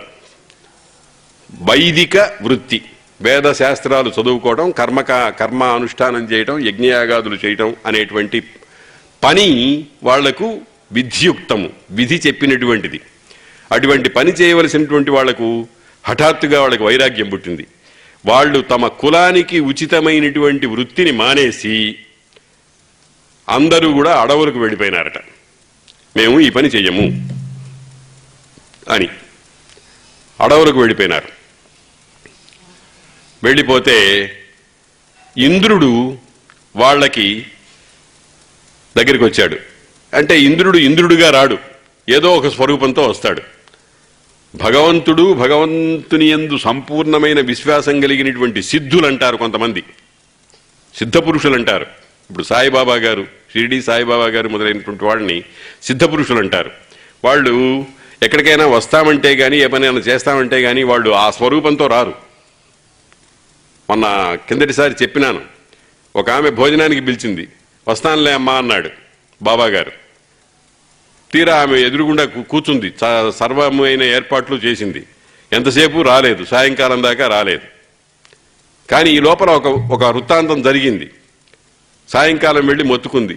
ఏమమ్మా, ఏం స్వామి భోజనానికి వస్తానన్నారు రాలేదు అని అంటే, నేను వచ్చాను, నువ్వు నన్ను కర్రబెట్టి కొట్టావు, నేను మళ్ళీ వెనక్కి వచ్చేయాల్సి వచ్చిందన్నాడు. అంటే సాయిబాబా గారు అక్కడ కుక్క రూపంలో వచ్చాడు. ఆ కుక్కను తరిమేసింది ఈమె. నేను బాబా గారిని పిలిస్తే కుక్క వస్తే ఎట్లాగా అని భావన ఉంది. సర్వ జంతువులలో, సర్వ ప్రాణులలో, సర్వ జీవకోటిలో ఉన్న పరమాత్మ చైతన్యం అనేది ఒకే రకంగా ఉంటుంది అని చెప్పడం కోసం బాబా గారు ఆ స్వరూపంలో వస్తారు. కాబట్టి ఇంద్రుడు ఒక పక్షి రూపంలో వచ్చాడు. వచ్చి వాళ్లకు చాలా చక్కని ఉపదేశం చేశాడు. మీరు చేస్తున్న పని ఇది ధర్మసమ్మతం కాదయ్యా. మీరు చూడండి, చాలా జాగ్రత్తగా చూడండి. ఆలస్యము, క్రోధము, శోకము, ఈ మూడిటి వల్ల కర్మానుష్ఠానం అనేటువంటిది విడిచిపెట్టడం మహాపాతకం. మనం అందరం కూడా సాధారణంగా కర్మానుష్ఠానం దగ్గరికి వచ్చేటప్పటికి ఏదో కారణాలు చెప్పుకుంటూ ఉంటాం. నాకు సంధ్యావందనం చేయాలనే ఉందండి, కానీ పొద్దున్నే ట్యాప్ రాదే అంటాడు. పొద్దున్నే నీళ్లు రావండి, స్నానం చేయాలండి. మేము అనంతపురంలో యూనివర్సిటీ క్వార్టర్స్లో ఉండేవాళ్ళం. 8 గంటలకు కానీ నీళ్లు వదలరు. కాబట్టి మాకు మంచి అవకాశం దొరికింది. అమ్మయ్య, సంధ్యావందనం మానడానికి మాకు చక్కటి అవకాశం దొరికింది. నీళ్లు రావు. ఇది ఆలస్యం అంటారు. ఆలస్యం ఒక ఇంత లేదు. ఆలస్యము అంటే అలసభావన, సోమరిపోతుతనం. ఆలస్యం అంటే సోమరిపోతుతనం. చూద్దాంలే, చేద్దాంలే అనుకుంటూ ఉండడం. ఏ పని ఎప్పుడు ఏ విధంగా చేయాలో ఆ పని అప్పుడు ఆ విధంగా చేయటం అనేటువంటిది యాక్టివ్గా ఉండటం. అలా కాకుండా పోస్ట్ పోన్ చేస్తూ ఉండడం. చేద్దాంలే అన్నిటినీ పోస్ట్ పోన్ చేస్తాం, కానీ తిండిని మాత్రం చెయ్యం. ఆ సమయానికి తప్పనిసరిగా పడాల్సిందే. ఇది ఆలస్యం. తర్వాత క్రోధం, ఏదో కోపం వస్తుంది, సంధ్యావందనం మానేస్తాం. శోకం, దుఃఖం కలుగుతుంది. ఏమి జరిగినా సరే కర్మానుష్ఠానం ఆ సమయంలో జరిగిపోవాల్సిందే. ఇదివరకు కిందటిసారి నేను చెప్పాను, అశ్వత్థామ, కృపుడు, కృతవర్మ అనే ముగ్గురు కూడా ఉపపాండవులని, సౌప్తిక పర్వమని అక్కడ ఘట్టం. సౌప్తిక పర్వం ఈ శాంతి పర్వానికి వెనకాల ఉండేటువంటి పర్వం. ఆ పర్వంలో ఆ ముగ్గురు కూడా అతి క్రూరంగా నిద్రపోతున్న వాళ్ళందరినీ సంహరించాలి అని ప్రయత్నం చేసి వెడుతున్నప్పుడు సరిగ్గా సంధ్యాకాలం వస్తే అక్కడ సంధ్యావందనాలు చేసి వెళ్ళారు అని చెప్పాడు. అంత క్రూర కర్ములు కూడా ఆ తగిన సమయంలో యోగ్యమైనటువంటి కర్మానుష్ఠానాన్ని వదిలిపెట్టేవాడు కాదు. మనం ఏదో సాకులు చెబుతాం, ఏదో ఏర్పాట్లు చేస్తాం, ఏదో మాటలు మాట్లాడుతూ ఉంటాం. పక్కవాడేమన్నా అనుకుంటాడేమోనని. మనం కర్మానుష్ఠాన విషయంలో పక్కవాడు ఏమనుకుంటాడనేది పట్టించుకోనక్కర్లేదు. భగవంతుడు ఏమనుకుంటాడో చూడాలి. భగవంతుడు సర్వసాక్షి, అన్నిటినీ చూస్తూ ఉంటాడు. కాబట్టి ఈ ఆలస్యము, క్రోధము, శోకము మొదలైనటువంటి వాళ్ళందరూ అనేటువంటి వాటి వల్ల కర్మానుష్ఠానం మానేటువంటి అనేది ధర్మం కాదయ్యా, ఇది మహాపాతకం. అర్ధహీనులు సన్యాసకాల వివేకం పొందకుండా, సన్యాస కాలమేమిటి, సన్యాసానికి మనస్సు పక్వమైందా లేదా అనేటువంటి ఆలోచన లేకుండా వెళ్ళిపోతే ఉభయభ్రష్టులు అవుతారు. అటు సన్యాసం దక్కదు, ఇటు గార్హస్థ్య ధర్మం చెడిపోతుంది. ఉభయభ్రష్టుత్వం ఉపరి సన్యాసం అని ఒక మాట ఉంది అని దేవేంద్రుడు ఒక పక్షి రూపంలో వచ్చి, కాబట్టి మీరు గృహస్థ ధర్మాశ్రమ నిర్వహణ చేయడం అనేటువంటిది మీకు విహితమైన కర్మ, పోయి మళ్ళీ మీ పనుల్లో చేరండి అని చెప్పాడు అని అర్జునుడు మళ్ళీ చెప్పాడు. అలాగే బ్రహ్మార్పితమైన సత్కర్మ కలాపం అంతా కూడా మహానందాన్ని కలిగిస్తుంది. అందుకనే ఇందాక మనం అనుకున్నాం, ఫలాన్ని కూడా చూడకు. మన వైదిక కర్మానుష్ఠానంలో ఒక మాట ఉంది, అంతా చేస్తాం, చేసిన తర్వాత ఓం తత్సద్బ్రహ్మార్పణమస్తు అని వదిలిపెట్టేస్తాం, నీళ్లు వదిలిపెట్టేస్తాం. తత్ సత్ బ్రహ్మార్పణమస్తు, నేను చేసినటువంటి పనిలో ఉండేటువంటి సత్పదార్థ రూపమైన ఫలితం ఏదుందో అది బ్రహ్మమునకు అర్పించేస్తున్నాము అని. అయితే మరి మనం ఎందుకు చేయటం, అంతా బ్రహ్మకు సమర్పణ చేస్తే అని ఒక ఆయన నన్ను అడిగాడు. నువ్వు బ్రహ్మకు సమర్పణ చేయవయ్యా, బ్రహ్మ నీదవుతుంది, బ్రహ్మము నీదవుతుంది అని మనం సమాధానం చెప్పుకోవాల్సి వస్తుంది. కాబట్టి కర్మము వైరాగ్యము ఈ రెండిటికి సంఘర్షణ వచ్చింది. ఇప్పుడు కర్మానుష్ఠానము చేయాలా, వైరాగ్యంలో అన్నిటినీ వదిలిపెట్టి సంఘ పరిత్యాగం చేసి వెళ్ళిపోవాలా అని అంటే నీకు ఆ అధికారం లేదు. నీకు ఆ మనస్థితి వచ్చేదాకా నీవు తప్పనిసరిగా గృహస్థ ధర్మాశ్రమాన్ని చేయవలసిందే అని అర్జునుడు మళ్ళీ ధర్మరాజుకు ఉపదేశం చేశాడు. నకులుడు అన్నగారంటే మహాభక్తి, ధర్మరాజు అంటే ఆయనకు దైవమే. ఆయన మెల్లగా భయపడుతూ ధర్మరాజంతటి వాడికి ధర్మాన్ని చెప్పవలసి వచ్చిందే అనే సంకోచంతో, ఇవన్నీ లోకానికి పాఠాలండి. మనం ఎప్పుడైనా సరే, ఏదైనా సరే, ఏ పని చేసినా దాని వెనకాల కొంత డిసిప్లిన్ ఉంటుంది. ఒక రకమైనటువంటి వినయం అంటారు దాన్ని. డిసిప్లిన్ అంటే సంస్కృతంలో వినయం అని. ఆ వినయం అనేటువంటి దాన్ని ఎప్పుడూ వదిలిపెట్టకూడదు. విద్యా దదాతి వినయం, వినయాద్యాతి పాత్రతాం, పాత్రద్వా ధనమాప్నోతి, ధనాద్ ధర్మం తతసుఖం అని పెద్దవాళ్ళు చెప్పారు అనుభవపూర్వకంగా. అందుకని వినయానికి ఏమాత్రము లోపం రాకుండా నకులుడు మెల్లగా చెప్పాడు. చాలా భక్తితో, ప్రేమతో చెప్పకుండా ఉండలేకపోయినాడు. అన్నగారిని మళ్లీ స్వస్థచిత్తుణ్ణి చెయ్యాలి అనేది ఒకే ఒక తాత్పర్యం తప్ప అన్నగారికి పాఠం చెప్పి మార్కులు కొట్టేయాలనే ఉద్దేశం లేదు ఆయనకి. ఆయన అటువంటి వాడు. నకులుడు సహదేవుడు ఇద్దరు కూడా అసలు నిజానికి ఒక విషయం ఆలోచిస్తే మనకు చాలా ఆశ్చర్యం వేస్తుంది. నకులుడు సోదరుడు కాదు ధర్మరాజుకి, అంటే ఒక తల్లి కడుపున పుట్టినవాడు కాదు, సవతి తల్లి కొడుకు. అయినా గాని యక్షప్రశ్నల ఘట్టంలో ఒక తమ్ముణ్ణి బతికిస్తాను, నువ్వు నీకు ఎవరు ఇష్టమో కోరుకో అని అంటే నకులుణ్ణి బతికించమని అడిగాడు ధర్మరాజు. అంతకంటే ఉదాత్తమైనటువంటి వ్యవహారం లోకంలో ఎక్కడైనా ఉంటుందా? అందుకనే వాళ్ళు మహాపురుషులు. పుణ్యశ్లోకో యుధిష్ఠిర, యుధిష్ఠిరుడు పుణ్యశ్లోకుడు. ఆయన పేరు స్మరిస్తే పుణ్యం వస్తుందన్నమాట. ఎందుకని? ఇటువంటి కార్యాల వల్ల. ఆ నకులుడు అంటున్నాడు, అయ్యా గృహస్థాశ్రమం అనేది తక్కిన ఆశ్రమాలన్నిటికంటే గొప్పదయ్యా. ఎందుకనంటే గృహస్థాశ్రమాన్ని ఆశ్రయించుకుని అన్ని ఆశ్రమాలు వాళ్ళు ఉంటారు. బ్రహ్మచారికి గతి లేకపోతే గృహస్థుని ఆశ్రయించాలి, ఒక గృహస్థుడు ఇంకొక గృహస్థుడిని ఆశ్రయించాలి, సన్యాసి వానప్రస్థుడు గృహస్థుడిని ఆశ్రయించాలి, సన్యాసి గృహస్థుడిని ఆశ్రయించాలి.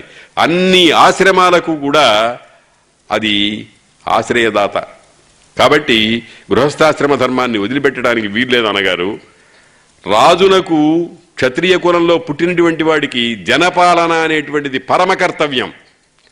శ్రీరామచంద్రుడు అవసరం వస్తే స్నేహం దయాంచ సౌఖ్యంచ యదివా జానకీమపి ఆరాధనాయ లోకస్య నాస్తి మే ముంచతో వ్యధ అని అన్నాడు. స్నేహాన్ని గాని, దయను గాని, సౌఖ్యాన్ని గాని, చివరికి ఈ మూడింటి సమాహార రూపమైనటువంటి జానకీదేవిని గాని వదిలిపెట్టడానికి నేను దుఃఖపడను. ఎందుకని? ప్రజారంజనం కోసం. అది రాజు అయినటువంటి వాని యొక్క భావన అలా ఉండాలి. ప్రజలకు ఏది హితమో, ఏది మేలు చేస్తుందో అది చెయ్యటమే రాజు యొక్క ధర్మం. దానికోసం తన సర్వస్వాన్ని త్యాగం చేయాలి, చేయవలసిన పరిస్థితి వస్తుంది. ఆ రకంగా చేశాడు కాబట్టే రామరాజ్యం అని అన్నారు. అటువంటి పేరు అప్పుడప్పుడు చెప్పుకుంటే మనకు కొంతమంది మనకు నవ్వొస్తుంది, వికారం పుడుతుంది అని నకులుడు చెప్పాడు. కాబట్టి రాజధర్మం అనేటువంటిది రాజవంశంలో పుట్టినటువంటి వాడికి అపరిహార్యమయ్యా, వదిలిపెట్టదగినది కాదు. కొన్నిటిని మనం వదిలిపెట్టేసేయచ్చు. ఎవడైనా ఒకడు అంటాడు, 24 ఏళ్ల వయస్సు, చక్కగా చదువుకున్నాడు, జ్ఞాన సంపద పొందాడు. తండ్రి అన్నాడు, అయ్యా నాయన మంచి యోగ్యమైన వయస్సు వచ్చింది, పెళ్లి చేసుకో నాయనా అంటే, నాన్నగారు నాకు వివాహం అంటే ఇష్టం లేదు అన్నాడు. ఎందుకంటే దానికి ఏం సమాధానం ఉండదు. నేను వివాహం చేసుకోను అని అన్నాడు. ఇట్లాగా ఇండివిజువల్ టేస్ట్ కొన్ని ఉంటాయి. వాటి దగ్గర మనం తప్పనిసరిగా నొక్కి బలవంతం చేసి వాడిని అందులో దింపనక్కర్లేదు. కానీ సహజ సిద్ధమైనటువంటి ధర్మాలు కొన్ని ఉంటాయి. వీడి పని చెయ్యాలి, శాస్త్రం చెప్పింది. మనుస్మృతి, పరాశర స్మృతి, గౌతమ స్మృతి మొదలైన స్మృతి గ్రంథాలు, వేదాలు మొదలైనటువంటివన్నీ కూడా చెప్పినటువంటి మార్గంలో మనం నడవాలి. మనమంతా మనుమార్గ నిరతులం. మనువు చెప్పినటువంటి మార్గంలో శ్రద్ధ కలిగినటువంటి వాళ్ళం కావాలి, లేకపోతే మానవుడు అని అనిపించుకోవడానికి కూడా అర్హత లేదు మనకి. కాబట్టి రాజపాలన అనేది గొప్ప ధర్మమయ్యా, దాన్ని మనం అందరం పాటించాలి తప్పనిసరిగా. నేను భయపడుతూ వినయంతో విధేయతతో చెబుతున్నాను కానీ నీకు కొత్తగా పాఠాలు చెబుతున్నాను అనుకోవద్దు అని చాలా పీఠిక వేసి చెప్పాడు. జానకీదేవి కూడా ఒకసారి అట్టాగే అంది, అయ్యా స్మారయే త్వాం న శిక్షయే, నీకు గుర్తు తెస్తున్నాను నువ్వు నేర్చుకున్నటువంటి విద్యల్ని, అంతేగాని నీకు కొత్తగా పాఠాలు చెప్పడం లేదని చాలా వినయంగా చక్కగా చెప్పింది. అది పద్ధతి. కాబట్టి నకులుడు అన్నాడు అని ఒక మాట అన్నాడు, ఒక్క చిన్న రహస్యం నీ వంటి వాళ్ళ దగ్గర నుంచి నేర్చుకున్నదే చెబుతున్నాను, గమనించవయ్యా, అది గుర్తుకు తెచ్చుకో. 2 అక్షరంబులు బంధంబు 3 అక్షరంబులు మోక్షంబు అన్నారు. 2 అక్షరంబులు బంధంబు, 2 అక్షరాలు కలిగిన ఒక పదం ఉంది మమ అనేది, అది బంధం. దానికి ఇంకొక అక్షరాన్ని చేరుస్తూ నమమ నమమ నమమ, నాది కాదు నాది కాదు నాది కాదు, అది మోక్షం. కాబట్టి నీవు ఈ సామ్రాజ్యాన్ని నేనేలుతున్నాను, ఇది నాది అనేటువంటి భావన లేకుండా పరమాత్మ నా యందు నిక్షేపించాడు. దీనికి కావలసినటువంటి ఏర్పాట్లన్నీ చేసి చక్కగా పరిపాలించడం అనేటువంటిది ప్రతినిధిగా, భగవత్ ప్రతినిధిగా నా కర్తవ్యమే తప్ప నేను దీన్ని కాదనడానికి వీల్లేదు అని అంటారు. ఇది న్యాసం లాంటిది. న్యాసము అంటే సన్యాసము, అంటే తన దగ్గర ఒక వస్తువు కుదువు పెట్టుకోవటం. కుదువు పెట్టుకున్నప్పుడు బాధ్యత చాలా ఉంటుంది, దానికి ఏ విధంగా భంగం రాకూడదు, దాన్ని కాపాడాలి. భగవంతుడు మనకి ఒక పని చెప్పి ఈ పనితో నీవు ఈ జీవితం గడుపు అని పంపించాడు మనకి. ఆ పని చెయ్యాలి, లేకపోతే భగవద్రోహం చేసినట్టు. కాబట్టి కర్మము మమ నాది అనుకోవటం బంధం, నమమ నాది కాదు అనుకోవటం మోక్షం. ఈ 2 తత్వాలు గమనించి నీవు రాజ్యమేలు, నాది అనుకుని ఏలకు, భగవంతుడికి ప్రతినిధిగా నేను పరిపాలిస్తున్నాను అనేటువంటి భావంతో ఉండు. ఈ కర్మ మమకారము ఉండటము లేకపోవటం అనేటువంటి 2 వీటి యొక్క తత్వాన్ని గమనిస్తే బాగానే ఉంటుంది. కానీ అటగాకుండా అడవులకు పోయి సర్వసంగ పరిత్యాగి నేను చెప్పుకొని అక్కడి నుంచి అక్కడ నా రాజ్యం ఏమైపోయిందో, మా వాళ్ళంతా ఎట్టా ఉన్నారో, వాళ్ళు అన్నం తింటున్నారో లేదో అని ఈ రకమైనటువంటి ఏడుపులు ఏడిస్తే నీకు మోక్షం రాదు. అది ఆ పరిస్థితిని నీవు సాధించగలవో లేదో చూడాలి. అందుకని ఆ మమకార రాహిత్యం అనేటువంటిది, మమకారానికి కావలసినటువంటి ఏర్పాట్లు అన్నీ ఉన్న చోటనే ఉండి తెంచుకోవాలి. కాబట్టి నువ్వు రాజ్యం ఏలాల్సిందేనయ్యా అని చెప్పాడు. కాబట్టి గృహస్థుడై రాజ్యపాలన ధర్మం చేస్తూ ఉంటే అదే మహాభాగ్యము, మమకార రహితంగా అని నకులుడు ధర్మరాజుని ప్రార్థించాడు. ఇవన్నీ బోధలు కావు, ప్రార్థనలు మాత్రమే. బోధన చేసేటువంటి అధికారం లేదు వీళ్ళకి ఎవరికి కూడా, ఎందుకంటే తమ్ముళ్ళు గనక. తరువాత ద్రౌపది వచ్చింది, అక్కడే ఉన్నది, ముందుకు వచ్చింది. ద్రౌపది ఒక రకంగా చెప్పాలంటే, ద్రౌపదిని గురించి చాలామంది విమర్శకులు ఏమంటారంటే ఫైర్ బ్రాండ్ అంటారు. ఫైర్ బ్రాండ్ అంటే తక్కిన వాళ్ళలాగా కాదు. కొంతమంది మృదువుగా చెప్తారు, కొంతమంది కుండ పగలగొట్టినట్టు చెప్తారు. ఏమి మొహమాటాలు మొదలైనటువంటివన్నీ ఏమి ఉండవు, మర్యాదలు అవి కొంచెం పక్కకి వెళ్ళిపోతాయి. అంటే కొంతమంది మాట తీరట్లా ఉంటుంది. ఏమండి ఏదో మీ ముఖంలో కొంచెం ఏదో బాధపడుతున్నట్టుగా అనిపిస్తోంది అనడం సుకుమారంగా చెప్పడం. ఏమిటా అదో ఏడు మొహం పెట్టావు, అదే మాట. కానీ ఈ 2 అభివ్యక్తి ప్రకటనల్లో ఎంత తేడా ఉంటుంది. ఆ ఫైర్ బ్రాండ్ టైప్ ద్రౌపది. ఎందుకనంటే ఆమె ఎక్కడ పుట్టింది? అగ్నిలో నుండి పుట్టింది. ద్రుపద మహారాజు యజ్ఞంలో యజ్ఞకుండం నుంచి ద్రౌపది యాజ్ఞసేని ఆమె పేరు. యాజ్ఞసేని ద్రుపదుని యొక్క కూతురు కాబట్టి ఆమెకు ద్రౌపది అనే పేరు వచ్చింది. ఆమె ఒరిజినల్ పేరు కృష్ణ. కృష్ణ యజ్ఞసేనుని కూతురు కాబట్టి యాజ్ఞసేని, ద్రుపదుని యొక్క కూతురు కాబట్టి ద్రౌపది, పాంచాల దేశం రాజకుమార్తె కాబట్టి పాంచాలి. కానీ అసలు పేరు కృష్ణ. భారతంలో 4 కృష్ణ శబ్దవాచ్యులున్నారు. ఆ 4 కూడా ఇంచుమించు ఒకే తత్వం కలిగినటువంటి వాళ్ళు. ఒకడు కృష్ణ పరమాత్మ, ఒకడు అర్జునుడు, ఒకడు వేదవ్యాసుడు, ఒక ద్రౌపది. ఈ 4కి కృష్ణుడు అని పేరు. ఆమె కూడా ధర్మరాజుని అంకెకు తీసుకురావడానికి కొంత ప్రయత్నం చేసింది. ఏమయ్యా, అరణ్యవాసం చేశాం, అజ్ఞాతవాసం చేశాం, జూదమాడాం. ఆ జూదమాడినప్పుడు అనేకమైనటువంటి కష్టాలు అనుభవించాం. అరణ్యవాస అజ్ఞాతవాసాల్లో అనేకమైన కష్టాలు అనుభవించినప్పుడు నువ్వు మమ్మల్ని ఓదార్చావు. కొంతకాలం ఓపిక పట్టండి. ఇందాక నేను చెప్పుకున్నాను, ఇందాక అక్కడ గదిలో ఒకసారి అనుకున్నాం, మన భారతీయ జీవిత విధానంలో 3 దశలున్నాయి. ఒకటి బాల్య దశ, 5 సంవత్సరాల దాకా. 5 సంవత్సరాల నుంచి 15 సంవత్సరాల దాకా, అంటే 10 సంవత్సరాలు విద్యార్థి దశ. 15 సంవత్సరాలు దాటిన తర్వాత 16వ సంవత్సరం నుంచి జీవితం అంతా అనుభవ దశ. ఈ అనుభవ దశ అనేటువంటి 85 సంవత్సరాలు, 100 సంవత్సరాలు బతికాడు అనుకుంటే, 85 సంవత్సరాలలో ఏ విధమైన ఒడుదుడుకులు లేకుండా హాయిగా జీవించడానికి 10 సంవత్సరాలు నానా కష్టాలు పడాలి, అష్ట కష్టాలు పడాలి. ఆ 10 కష్టాలు 5వ సంవత్సరం నుంచి 15వ సంవత్సరం దాకా. అక్కడ మనిషిని ఈ సమ్మెట ఇనుప రాడ్ని, ఇనుప చువ్వని మనకు కావలసిన షేపులో మలుచుకోవడానికి ఏం చేస్తారు? అగ్నిలో పెట్టి బాగా ఎర్రగా కాల్చి దాని మీద సమ్మెట పోట్లు పెడతారు. అటువంటి దశ ఆ 10 సంవత్సరాలు.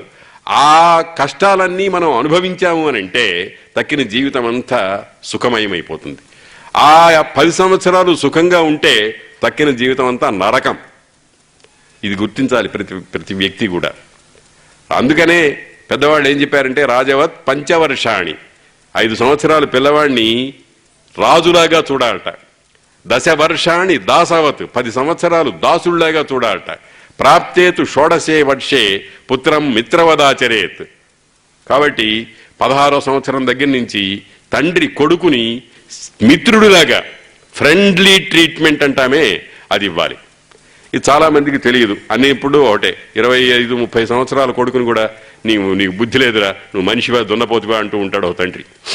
అది ఆయన అట్లా అనేవాడు. కాబట్టి ఈ ద్రౌపది, అప్పుడు నీవు మాకు ఓదార్పు మాటలు మాట్లాడావు. నాయన, ఈ 12 ఏళ్ళ అరణ్యవాసము, 1 ఏడు అజ్ఞాతవాసం ఓపిక పట్టి ఉండండి నాయన, తరువాత మనం సుఖాన్ని పొందుతామని మమ్మల్ని ఓదార్చావు. అంతా అయిపోయిన తర్వాత ఇప్పుడేమిటి, మళ్ళీ పోయి నిప్పుల్లో పడమంటున్నావే అని ద్రౌపది మాట్లాడింది. రాజంటే నరరూపంలో ఉండేటువంటి పరదేవతయ్యా, బ్రహ్మ, పరబ్రహ్మం ఏదైతే ఉందో అదే మానవ స్వరూపంతో కాళ్ళు చేతులు కలిగి ఉన్నటువంటి ఒకానొక స్వరూపం పొంది రాజుగా అవతరిస్తాడు. అందుకనే ఓ మాట అంటారు, నా విష్ణు పృథివీపతి, విష్ణువు యొక్క అంశ లేనివాడు రాజు కాడు. రాజు అనంటే రాజుని చాలా గౌరవించాలి, దేవుళ్లాగా భావించాలి అని భారతంలో కొన్ని చోట్ల విచారణ చేశారు. ఎందుకు అని కూడా అడిగారు. ఎందుకనంటే అతడు అందరినీ కూడా వాళ్ళ హద్దులలో, వాళ్ళ జీవిత విధానంలో ఒక రకమైనటువంటి వినయము, సౌభ్రాత్రము మొదలైనటువంటి లక్షణాలతో ఉండేట్టుగా చూస్తాడు కనుక అతన్ని ఆ రకంగా చూడాలి అని చెప్పారు. నీవు రాజైన వాడు పేద మనస్సువాడై ఉండకూడదు. పేద మనస్సువాడై ఉండకూడదు.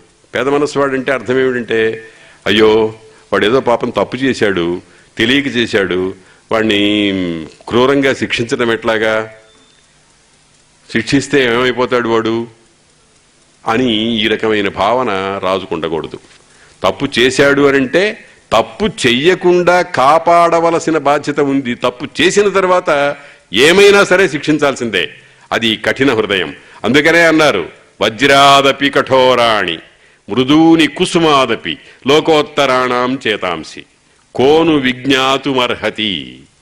ఇవన్నీ కూడా లోక అనుభవానికి సంబంధించినటువంటి పరమ సూక్తులు. వీటిని మనస్సులో మనం నిరంతరము పెట్టుకోవాలి. ఆ మహాత్ములున్నారే వాళ్ళ యొక్క మనస్సులు ఎట్లా ఉంటాయి? వజ్రము కంటే కఠినంగా ఉంటాయి. అవసరం వస్తే అవసరంలో మృదువుని కుసుమాదపి, పువ్వుల కంటే కూడా చాలా సుకుమారంగా ఉంటాయి.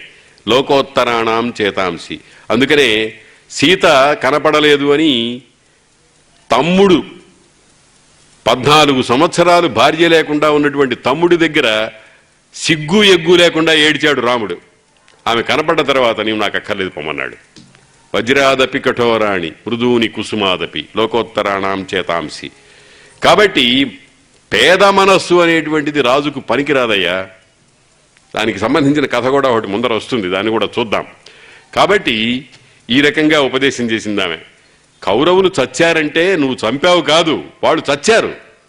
వాళ్ళ కర్మ బద్ధత వల్ల వాళ్ళు చచ్చారు, కానీ నీ వలన చావలేదు. ఇప్పుడు ఒక విషయం చూడండి, దీపము అంటే ఈ ఎలక్ట్రిక్ దీపాలు కావు. మామూలుగా ఏదన్నా మంట ఒక వత్తి వేసి ఓ దీపం పెట్టామనుకోండి, నూనె వేసి దీపం పెట్టాం. ఆ దీపం పెడితే పురుగులు వస్తాయి, దాని మీద వాళ్తాయి. అదేదో పండు అనుకుంటుంది, దాని మీద వారి చచ్చిపోతూ ఉంటాయి మిడతలు. అగ్నికి ఆకృష్టములై నశించిపోతూ ఉంటాయి. వాళ్ళ చావు అటువంటిది, దానికి నువ్వు కారణం కాదు. అవి చచ్చిపోతాయేమో అని దీపం పెట్టకుండా ఉంటావా? వాళ్ళు కూడా ఉన్నారు. ఈ జైనుల్లో కొంతమంది వాళ్ళు సాయంకాలము 4-5 ఆ ప్రాంతానికే భోజనం చేసేస్తారు, దీపాలు పెట్టరు. ఈ వీధిలో నడిచి వెళ్ళేటప్పుడు ఊడ్చుకుంటూ పెడతారు, ఏ పురుగులు వస్తాయో వాటిని చంపేస్తామేమోనని. దీన్ని జీవకారుణ్యం అనే పేరుతో వాళ్ళు అటువంటి జీవిత మార్గాన్ని అనుసరించేటువంటి వాళ్ళు ఉన్నారు. కానీ రాజట్ట కాదు. వాడు తప్పు చేస్తే శిక్ష తప్పనిసరిగా ఉండాలి. దానివల్ల వాడికి యమదండన ఉండదు. ఎవడైతే రాజదండన పొందుతాడో వాడికి యమదండన ఉండదు. తర్వాత తక్కిన వాళ్ళు పాఠం నేర్చుకుంటారు. ఇదిగో వీడి పని చేసినందువల్ల ఇటువంటి ఘోరాతి ఘోరమైనటువంటి శిక్ష అనుభవించాడు, మనం అటువంటి పని చేయకూడదు అనేటువంటిది. రాజు దండనీతిని అమలు చేయకపోతే ఉభయలోక భ్రష్టత కలుగుతుంది. ద్రౌపది చెప్పిన మాట ఇది. రాజు దండనీతిని అవలంబించాలి. దండనీతి అంటే ఏమిటి? పని, మంచి పనికి సత్కారము, చెడు పనికి శిక్ష, ఈ రెండు చేయటం దండనీతి అని అంటారు. దీన్ని పీనల్ కోడ్ అంటారు, ఇండియన్ పీనల్ కోడ్, ఐపీసీ, శిక్షా స్మృతి అంటారు దాన్ని. ఏ తప్పుకి ఏ శిక్ష వేయాలి అనేది. ఇది ప్రాచీన కాలంలో అతి క్రూరంగా ఉండేది. ఇప్పుడంతా కూడా మెత్తదనం, పేద మనస్సు, మనందరికీ దయా జాలి ఎక్కువ. ఎవరి మీద? దొంగల మీద, దోపిడిగాళ్ల మీద, హత్యలు చేసేవాళ్ళ మీద. మంచివాళ్ళు బాధపడుతూ ఉంటే ఏదో పాపం చేశాడండి అని అంటారు. నేను ఒకసారి విన్నాను, ఒక పెద్ద బ్రహ్మాండమైన ఘోరమైన యాక్సిడెంట్ జరిగింది, రైలు యాక్సిడెంట్. గుంటూరు నుంచి హైదరాబాద్ పోయేటప్పుడు జరిగి ఒక 10 రోజులైంది. అక్కడ ప్లాట్ఫారం మీద ఇద్దరు కూర్చొని మాట్లాడుకుంటున్నారు. ఏదో జరిగిందండి, వాడు పొరపాటు చేశాడు, తప్పు మా మనిషిదే, కానీ వాడిని శిక్షిస్తే చచ్చిపోయిన వాడు బతుకుతారా అని అడుగుతున్నాడు. వాడు తప్పు చేసినటువంటి వాడు అంటే రాంగ్ సిగ్నల్ ఇవ్వటమో ఏదో చేయటం జరిగింది. దానివల్ల వాడిని శిక్షిస్తే, వాడిని ఇప్పుడు ఉద్యోగంలో నుంచి తీసేస్తే ఆ చచ్చిపోయిన వాడు బతుకుతారా? ఏదో జరిగింది, జరిగిపోయింది అంతే అని చెప్తున్నాడు. ఇటువంటి ప్రవృత్తి పెరుగుతుంది అంటే దోషాలు, నేరాలు పెరిగిపోతాయి. అందుకని ఎక్కడికక్కడ రాజు దండనీతిని అవలంబించాలి. దానివల్ల రాజ్యం క్షేమంగా ఉంటుంది. అయ్యా, నీవు వైదిక ధర్మచారి అయిపోయినావు. ఇప్పుడు ఎందుకో నీకు ఒక ఉన్మాదం పట్టుకుంది, పిచ్చి ఉన్మాదం, బుళ్ళు తెలియని స్థితి. పిచ్చెక్కిన వాడు చూడండి, ఏం మాట్లాడతాడో తెలియదు, ఏం పని చేస్తాడో తెలియదు. ఒకసారి ఉన్నట్టుండి వాడికి మనస్సులో ఒక రకమైన వికారం బయలుదేరుతుంది. దశరభ అనుకుంటూ లేస్తాడు. అక్కడ ఎదురుగుండా ఉండేవాడిని కొడతాడు, తిడతాడు. ఇదేమిటయ్యా అంటే పైత్యం, వాడికి కాస్త తమలపాకు రసం పోయండి అని అన్నది ఒక ఆమె. నేను చూస్తుండగానే పని చేసేటప్పుడు కూడా కూర్చున్నాడు. అటువంటి ఉన్మాదం పట్టుకుందయ్యా నీకు. వైదిక ధర్మచారివి అనే భావనతో నీకు ఒక రకమైనటువంటి ఉన్మాదం పట్టుకుంది.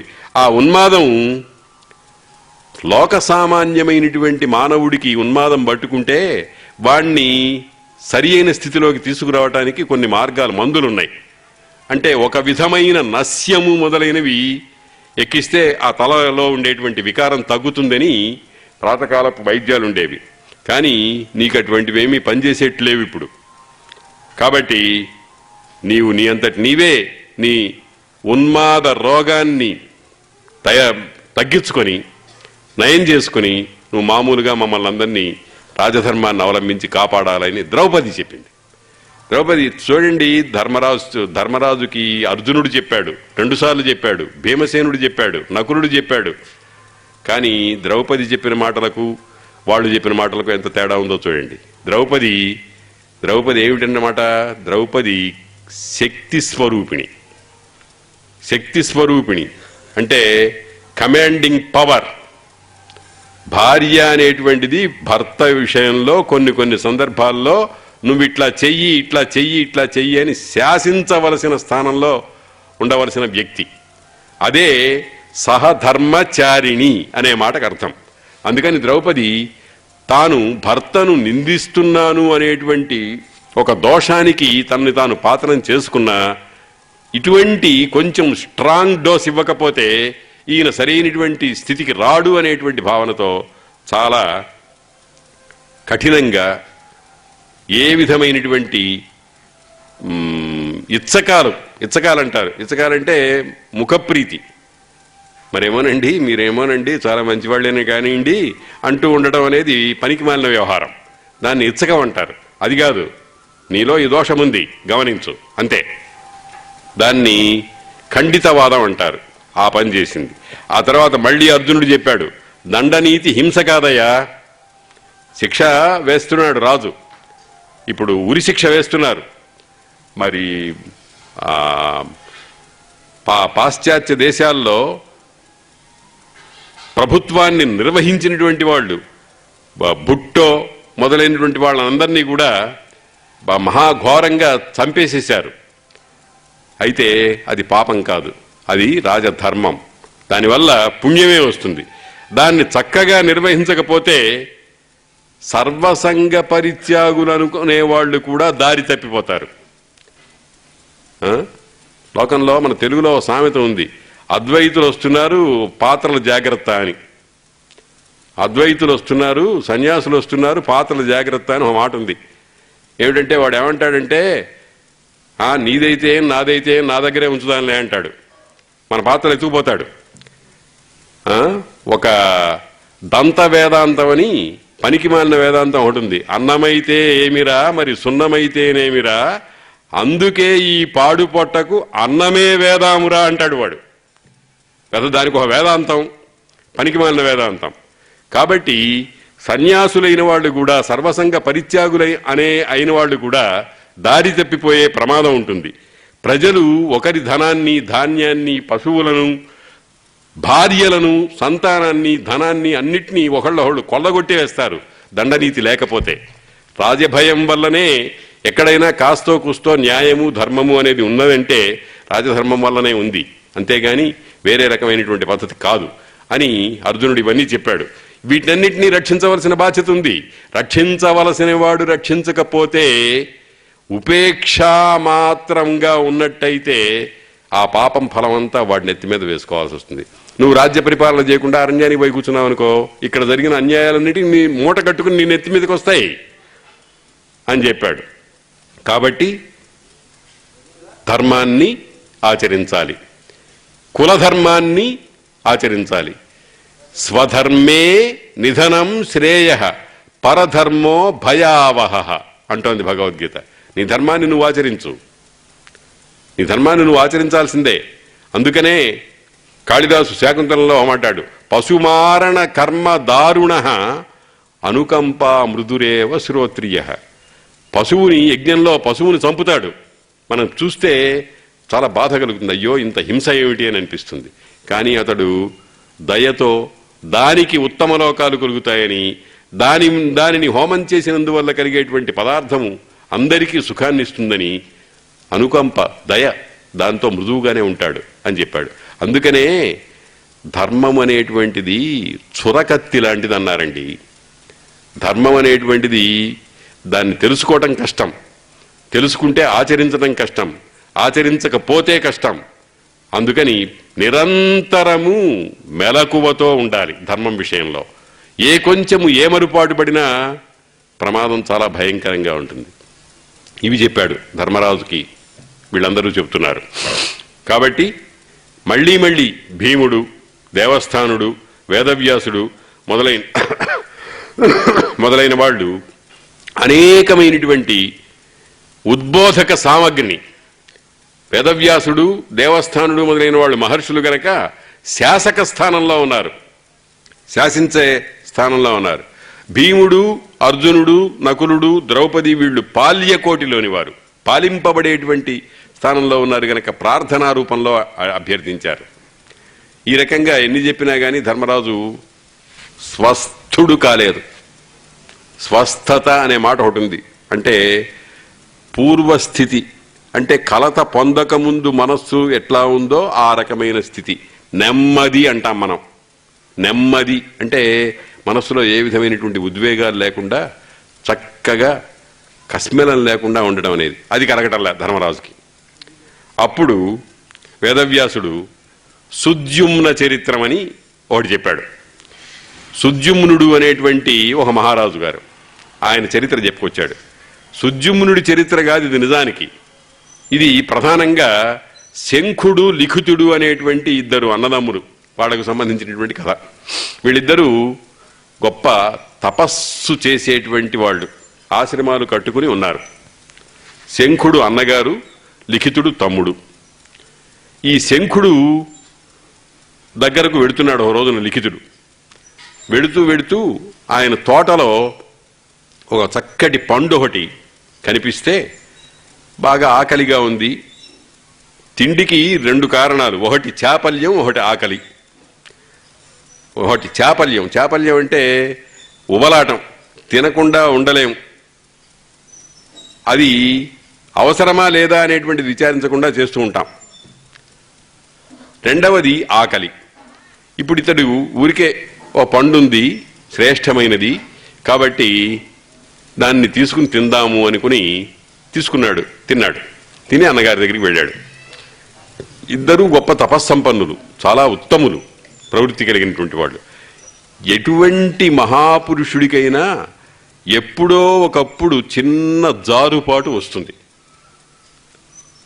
మరీ ఖచ్చితంగా అసిధారా వ్రతం అనేది చేయలేం మనం. కత్తి అంచు మీద సాములాగా జీవితాన్ని వెళ్ళబుచ్చడం చాలా కష్టం.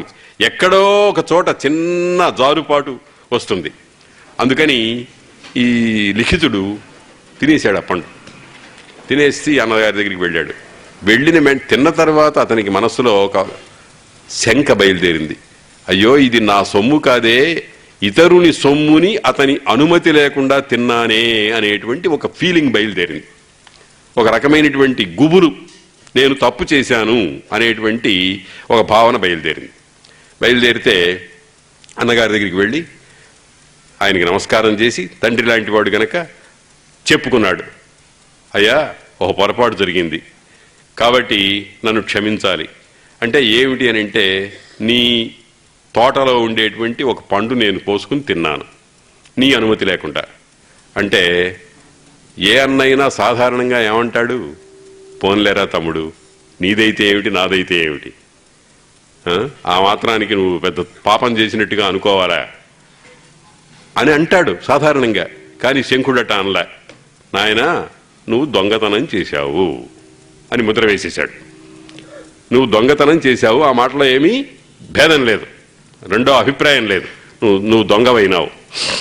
కాబట్టి నీ దొంగతనానికి శిక్షను నీవు రాజు దగ్గర నుంచి పొందకపోతే నీకు విముక్తి లేదు.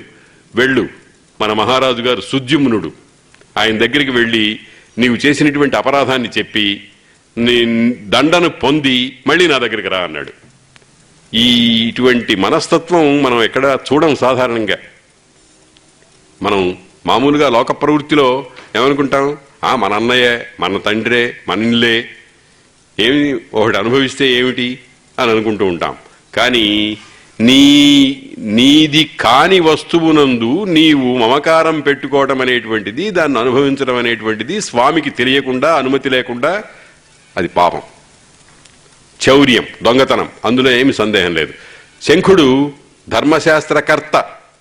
ధర్మశాస్త్రానికి శంఖ లిఖిత స్మృతి అని ఒక స్మృతి గ్రంథం ఉంది. అటువంటి ఆయన తాను ఆచరించకుండా, తన వాళ్ళ చేత ఆచరించకుండా లోకానికి ఎట్టా చెబుతాడు? అది లోకం విశ్వసించదు. ఎప్పుడు కూడా ఆచార ప్రభవో ధర్మ, ధర్మస్య ప్రభురచ్యుత అంటోంది విష్ణు సహస్రనామం. తాను ఆచరించి ఇతరులకు ఆదర్శప్రాయంగా ఉండాలి.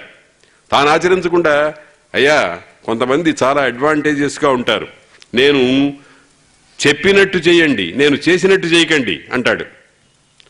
నేను చేసినట్టు చేయకండి, నేను చెప్పినట్టు చేయండి. నేను చేసినట్టు చేయడం అంటే తప్పుడు పనులన్నీ వీడు చేస్తూ ఉంటాడనమాట. వజ్జల పుచ్చకాయ అని ఒక సామెత ఉంది. వజ్జల పుచ్చకాయ అని ఒక నాలాంటి పురోహితుడు, అదే ప్రవచనాలు చేసేవాడు, శిష్యులకు అందరికీ కూడా చెప్పినాడు, నాయనా పుచ్చకాయ తినకూడదు, పుచ్చకాయ తినకూడదు, అది పాపం, అది తామసం, దానివల్ల దోషాలు వస్తాయి అని ఉపన్యాసం చెప్పాడు. శిష్యులు ఇద్దరున్నారు, తను వాడింట్లోనే ఉంటాడు. వెళ్ళేటప్పుడు, రే అక్కడ పుచ్చకాయ కొనుక్కురారా అన్నాడు గురువు గారు. అదేంటండి ఇందాక ఉపన్యాసం చెప్పారే మీరు పుచ్చకాయ తినకూడదని? అరే అది వాళ్ళకిరా, మనకు కాదు, తీసురా అన్నాడు. ఇటువంటి తత్వం పనికిరాదు. శంఖుడు అందుకనే తమ్ముడైనా సరే, తన కుమారుడు లాంటి వాడైనా సరే, నువ్వు పోయి రాజు దగ్గర శిక్ష పొందిరమ్మన్నాడు. శంఖుడు వెంటనే సంతోషంతో వెళ్ళాడు, బాధపడలే. అయ్యో నన్ను అన్నగారు ఏమాత్రము దయా జాలి లేకుండా రాజుగారి శిక్ష పొందమని పంపిస్తున్నాడే, ఈయన ఏమి అన్నా ఈయనకి దయ ఉండకూడదా, వాత్సల్యం ఉండద్దా అని ఏమనుకోలే. హాయిగా సంతోషంగా రాజుగారి దగ్గరికి వెళ్ళాడు. రాజుగారి దగ్గరికి వెళితే ఈయన చాలా పేరున్నవాడు, మహాపండితుడు. ఆయనకి రాజుగారికి అనేక సందర్భాల్లో ధర్మాన్ని గురించిన ఉపదేశం చేస్తూ ఉంటాడు. లిఖితుడు ఆయన వచ్చాడు, ఎదురుగుండా నుంచున్నాడు చేతులు కట్టుకుని. స్వామి ఏం చేయమంటారు, ఆజ్ఞాపించండి అన్నాడు రాజుగారు. సుద్యుమ్నుడు అంటే, అయ్యా నీవు ధర్మాన్ని పాలించాలి, తప్పకుండా ఏం చేయమంటారో చెప్పండి. నేను దొంగతనం చేశాను, దొంగతనానికి నాకు నువ్వు శిక్ష విధించాలి. ఓర్ నాయనో ఇటువంటి పని నేను చేయను బాబోయ్ అన్నాడు. మీరు మహానుభావులు, తపస్సంపన్నులు, అటువంటి మిమ్మల్ని నేను శిక్షించడమా అన్నాడు. నీవు నేనెటువంటి వాణ్ణి అనేటువంటిది ఆలోచించకూడదు, నేను తప్పు చేశానా లేదా అనేటువంటిది నిర్ణయించి శిక్ష విధించాలి అని బతిమారాడు, శాసించాడు. రాజుగారు అతని యొక్క మాటకు లొంగిపోవాలి, ఆ రకమైనటువంటి స్థితిలో ఉన్నవాడు లిఖితుడు. ఇంకా ఏం చేస్తాడు, తప్పనిసరిగా అట్లాగే శిక్ష వేస్తానన్నాడు. ఏమిటి శిక్ష? దొంగతనం చేసిన వాడికి చేతులు రెండు నరికి పారేయడం శిక్ష. ఆ శిక్షను అమలు చేసేశాడు సుద్యుమ్నుడనే రాజు.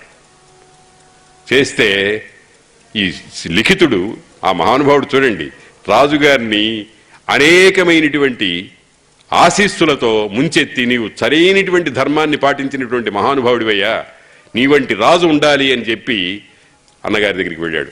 అన్నగారు చూశాడు, చేతులు రక్తం ఓడిపోతున్నాయి, రెండు చేతులు తెగిపోయినాయి, కోసేశారు. కోయించుకున్న వాడికి బాధ లేదు, చూస్తున్నటువంటి అన్నగారికి బాధ లేదు. కోసినటువంటి రాజుగారికి నేను ధర్మం నిర్వహించాను అనేటువంటి ఒక నిండు విశ్వాసం.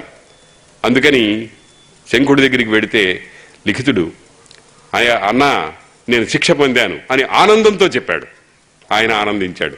నువ్వు చాలా మంచివాడివి నాయనా, నువ్వు చాలా ఉత్తముడివి, ఎప్పుడూ కూడా శిక్షాస్మృతి అనేటువంటిది ఇతరుల మీద ప్రయోగించడానికి కాదు, ఒకవేళ మనము తప్పు చేస్తే మనని మనం శిక్షించుకోవడం అనేటువంటిది చాలా ఉత్తమమైన విషయం అని చెప్పాడు. చెప్పి అదిగో అక్కడ ఒక నది ఉంది, ఆ నదిలోకి వెళ్ళి స్నానం చేసిరా, ఈ రక్తము ఇవన్నీ ఓడిపోయినాయి కదా, వెళ్ళి స్నానం చేసిరా అన్నాడు. ఆ నదిలోకి వెళ్ళి స్నానం చేసి వచ్చాడు. స్నానం చేసి వస్తే చేతులు వచ్చేసినాయి. అందుకనే ఆ నదికి బాహుద అని పేరు. ఒక మహానుభావుడికి బాహువుల్ని ఇచ్చింది బాహుద. దాన్నే ఆ రాయలసీమ ప్రాంతంలో చెయ్యేరు అంటారు, చేతులు ఇచ్చిన ఏరు అని. కాబట్టి రాజధర్మం ఇట్లాంటిదయ్యా. ఎవరినో నీవు శిక్షిస్తే శిక్షించాను అని నువ్వు బాధపడకూడదు, ధర్మాచరణ చేశాను అని సంతోషపడాలి. ఆ సుద్యుమ్నుడైనటువంటి వాడు ఆ విధంగా సంతోషపడి ఆ మహానుభావుడైనటువంటి తపస్సంపన్నుడైనటువంటి వానికి దండన విధించి తన ధర్మాన్ని నిర్వహించాననేటువంటి తృప్తి పడ్డాడు. నీవు కూడా కౌరవులందరినీ నాశనం చేశాను అని నువ్వు బాధపడకూడదు, అది విధి అట్లా చేసింది. వాళ్ళు దుర్మార్గులు, ఆతతాయులు. ఆతతాయులంటే ఏమిటంటే విచారణ లేకుండా, సకారణం కాకుండా కత్తిపుచ్చుకుని జనాన్ని సంహరించడానికి వచ్చేటువంటి దుర్మార్గుల్ని ఆతతాయులు అని అంటారు. అటువంటి ఆతతాయిగా ఉండేటువంటి వాడు గురువైనా సరే వాడిని సంహరించాల్సిందే అని శాస్త్రాలు చెబుతున్నాయి. కాబట్టి కౌరవ మహాసంగ్రామంలో, కురుక్షేత్ర మహాసంగ్రామంలో దానికి వాళ్ళందరూ కూడా వాళ్ళు చేసినటువంటి పాపాలకు ప్రాయశ్చిత్త రూపంగా మరణాన్ని పొందారు. కానీ అక్కడ నీవు కారణం కానే కాదయ్యా అని ఈ మహానుభావుడు వేదవ్యాసుల వారు ఆ శంఖలిఖితుల వృత్తాంతాన్ని చెప్పారు. అలాగే నీవు రాజధర్మాన్ని చక్కగా పాటించు, అక్కడ ఏ విధమైనటువంటి పొరపాటు చెయ్యొద్దు. అందుకనే ఒక మాట అంటారు పెద్దవాళ్ళు, రాజశాసనాన్ని యథాతథంగా అమలు చేయటం అనేటువంటిది చాలా కష్టసాధ్యం.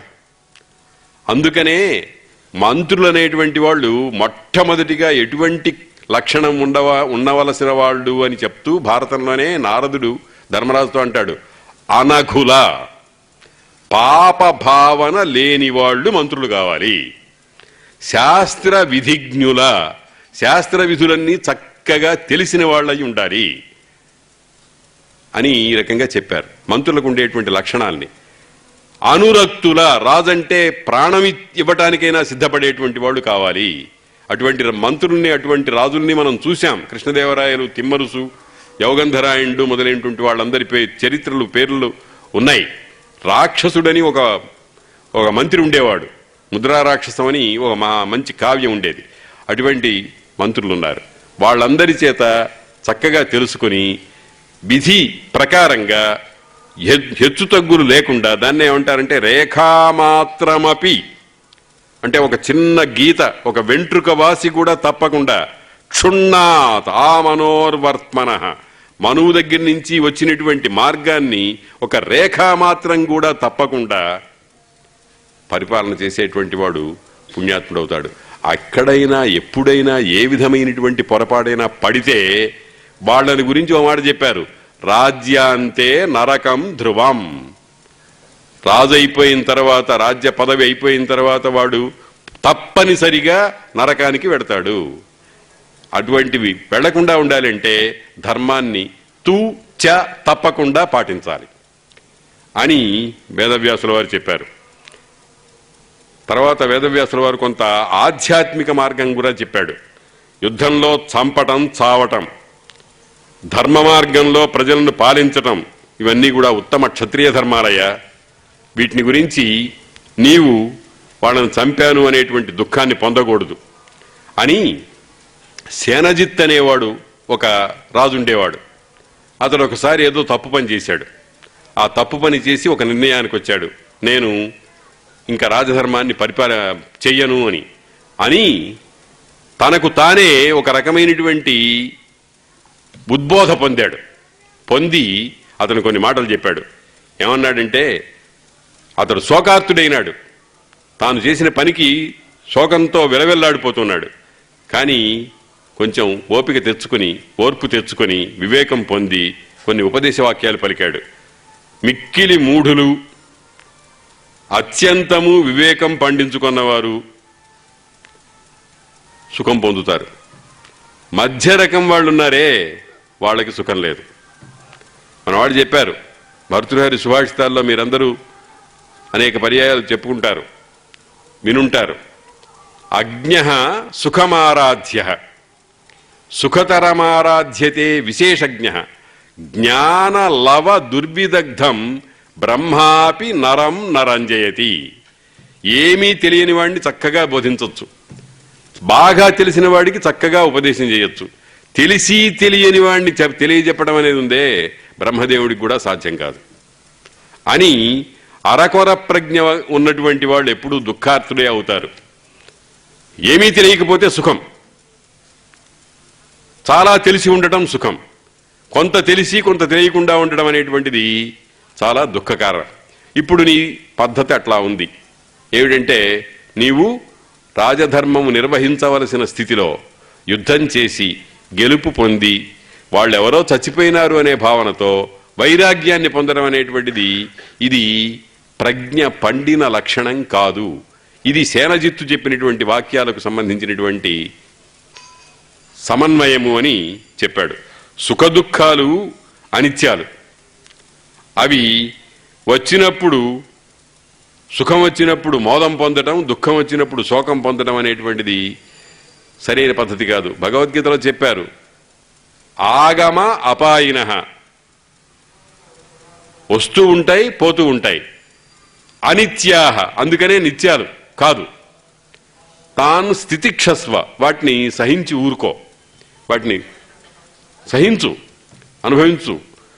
ఎండలు మండిపోతున్నాయి, రేపు రోహిణీ కార్తీ, రోళ్లు పగిలిపోయేటువంటి ఎండలు ఉంటాయి.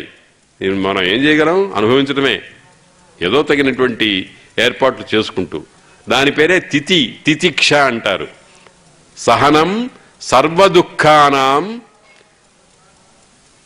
అప్రతీకారపూర్వకం తితిక్ష ఇది నిగద్యతే. సర్వమైన దుఃఖాల్ని ప్రతీకారం చేయకుండా సహించడం అనేటువంటిది తితిక్ష అంటారు. అటువంటి తితిక్ష చాలా అవసరమయ్యా మానవుడికి అని చెప్పాడు. ఇవన్నీ ఇదంతా సేనజిత్ అనేటువంటి వాడు తానే దుఃఖం పొంది తానే మళ్ళీ సమన్వయం చేసుకుని లోకానికి చెప్పినటువంటి ఉపదేశ వాక్యాలు. ధర్మరాజు ఇవన్నీ విన్నాడు, కానీ ఆయన ముళ్ళు గుండెలో గుచ్చినటువంటి గుణపంలాగా ఉండేటువంటి ఆ దుఃఖం అనేటువంటిది మాత్రం పోవటంలే. యుద్ధంలో జరిగిన అనర్థాలన్నీ మళ్లీ పేర్కొన్నాడు. వీటినన్నింటినీ మరిచిపోవడం ఎలా సాధ్యమవుతుందండి అని అన్నాడు. మరపు అనేటువంటిది ఓ పెద్ద ఔషధం అన్నారు. నిన్న ఏం జరిగిందో ఏమీ గుర్తు లేకుండా మనకి భగవంతుడు అనుగ్రహించి ఉంటే మనంత సుఖవంతులు లేరు. అందుకని ఒక్కొక్కసారి విస్మృతి పరమ ఔషధం, మర్చిపోమన్నారు. అదే జిడ్డు కృష్ణమూర్తి గారి ఫిలాసఫీ అంటారు. ఏమీ దేన్ని గురించి పట్టించుకోవద్దయ్యా, మర్చిపో, జరిగింది జరిగిపోతుంది అంతే. కాబట్టి ధర్మరాజు అంటున్నాడు, వీటినన్నిటినీ ఎట్లా మర్చిపోమంటారండి? అభిమన్యుడు చనిపోయినాడు, మా 5గురికి ద్రౌపది యందు పుట్టినటువంటి ఉప పాండవులు వాళ్ళందరూ కూడా చనిపోయినారు. కర్ణుడు చనిపోయినాడు, మేనమామ శల్యుడు చనిపోయినాడు, మామగారు మాకు రక్షణ ఇచ్చినటువంటి విరాటుడు చనిపోయినాడు, మామగారైన ద్రుపదుడు చనిపోయినాడు, వాళ్ళ కుమారుడు చనిపోయినారు, దృష్టకేతువు మొదలైన వాళ్ళందరూ వీళ్ళందరూ చనిపోయినారు. అన్నిటికంటే మమ్మల్ని చిన్నతనంలో ఒళ్ళో పెట్టుకుని అల్లారు ముద్దుగా పెంచినటువంటి భీష్ముణ్ణి నికృష్టంగా పడవేశాం. ఇటువంటి వాళ్ళందరినీ ద్రోణ మరణ విషయంలో ఏనుగు మీద నెపం పెట్టి చచ్చిపోని అశ్వత్థామ చచ్చిపోయినాడని నా అంతటా నేను అబద్ధమాడి చెప్పాను ద్రోణాచార్యుణ్ణి. ద్రోణుడు అశ్వత్థామ చనిపోయినాడు అని పెద్ద ప్రకటన చేశారు. ద్రోణుడు అన్నాడు, ధర్మరాజు చెబితే నమ్ముతానన్నాడు. కృష్ణుడు మొదలైన వాడు ధర్మరాజుని బాగా ఊదరగొట్టి పారేశారు. చెప్పవయా, చెప్పన్నాడు. లేకపోతే మీరందరూ ద్రోణాచార్యుడికి అనేటువంటి అగ్నిలో శలభాలైపోతారు, సర్వనాశనం అయిపోతారన్నాడు. ధర్మరాజు చెప్పడానికి ఇష్టపడలే. ఆయన అసత్యవాది కాదు, ఎప్పుడూ అసత్యం పలకడు. కానీ కృష్ణుడు చెబుతున్నాడు. కృష్ణుడంటే సర్వనియామకుడు, కృష్ణం వందే జగద్గురుం. ఆయన్ని కాదని ఎవడు ప్రవర్తించడానికి వీల్లేదు, ప్రవర్తిస్తే పాపమే. అందుకని కృష్ణుడు చెబితే ఇంకా అప్పుడే ఆయన అదృష్టం కొద్దీ, ధర్మరాజు యొక్క అదృష్టం కొద్దీ కౌరవసేనలో ఉండేటువంటి అశ్వత్థామ అనే పేరు కలిగిన ఒక ఏనుగు కూడా చచ్చిపోయింది. ఏనుగే చచ్చిపోయింది, ఏనుగు కూడా కాదు, ఏనుగు చచ్చిపోయింది. అశ్వత్థామ చావలే. కాబట్టి అశ్వత్థామ హతః అని పెద్దగా అన్నాడు, మెల్లగా కుంజరహ అన్నాడు, అందరికీ వినపడకుండా. అంటే అబద్ధం ఆడినట్టు కాదు, ఆడనట్టు కాదు, కుడిచినట్లు కాదు, కుడువనట్లును కాదు, సలిల భక్షణంబు సమ్మతంబు అని. అన్నం తిన్నట్టు కాదు, తిననట్టు కాదుట. ఉపవాసం చేశాము, చేయలేదా, చేయలేదు. నీళ్లు తాగితే అటువంటి స్థితి ఉంది అని అన్నారు. అట్లాగే అబద్ధం కాదు, అబద్ధము అంటే వంచన ఉంది కాబట్టి అబద్ధం. కానీ చచ్చింది ఏనుగు అని చెప్పాడు కనుక అబద్ధం కాదు. ఆ రకంగా వంచన చేసి నేను ద్రోణాచార్యుణ్ణి పడవేశానయ్యా, పడవేసినప్పుడు ఆయన యోగ మార్గం చేత తన ప్రాణశక్తిని అంతటినీ కూడా కూడదీసుకుని శిరస్సులో నుంచి పైకి ఆ ప్రాణశక్తిని ఇచ్ఛాపూర్వకంగా వదిలేశాడు, యోగ మార్గంతో వదిలేశాడు ద్రోణాచార్యుడు.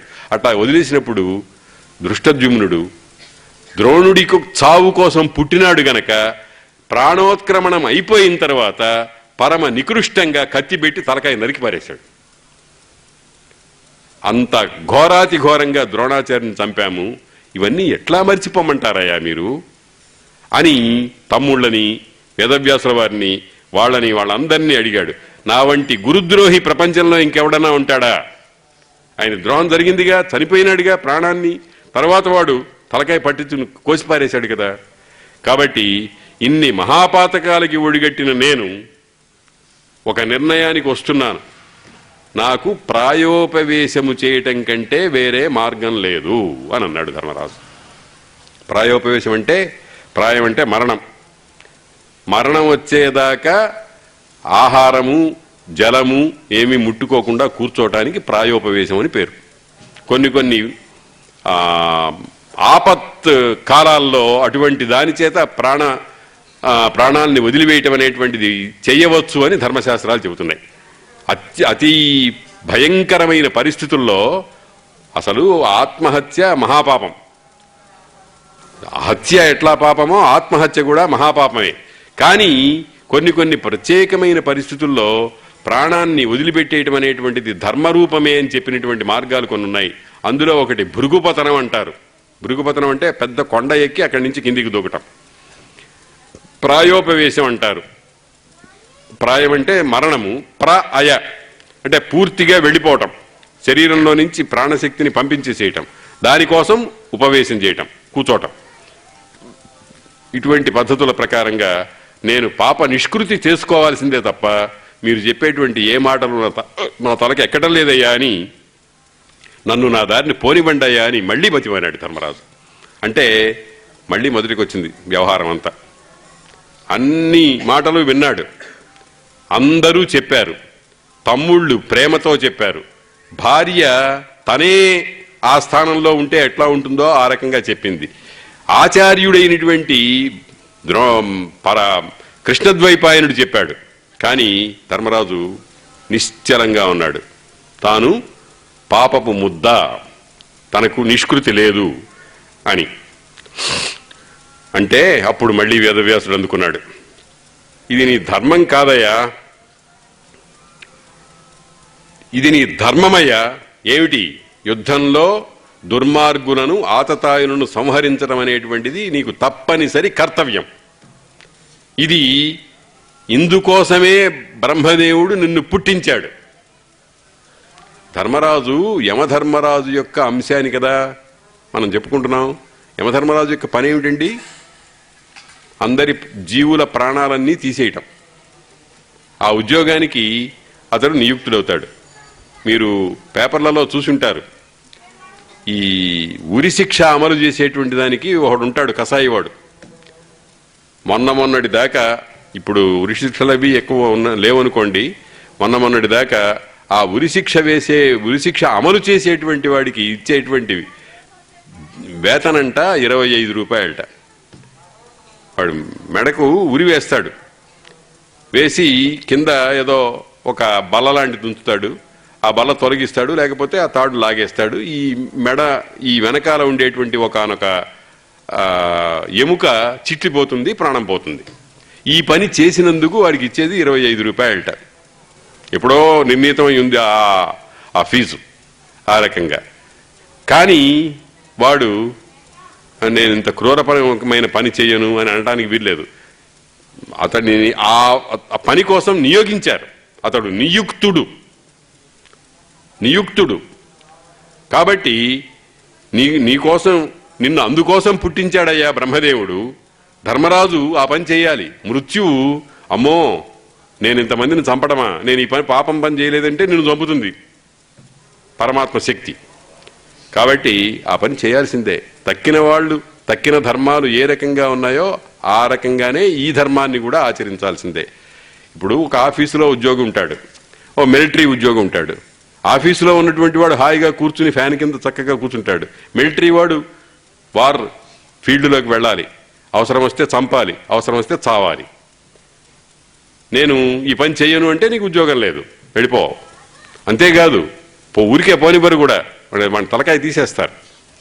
ఎందుకంటే ఉద్యోగ ధర్మ నిర్వహణ చేయలేదు కాబట్టి ఈ పనులు చేయలేదు కాబట్టి నువ్వు దుఃఖించవద్దు.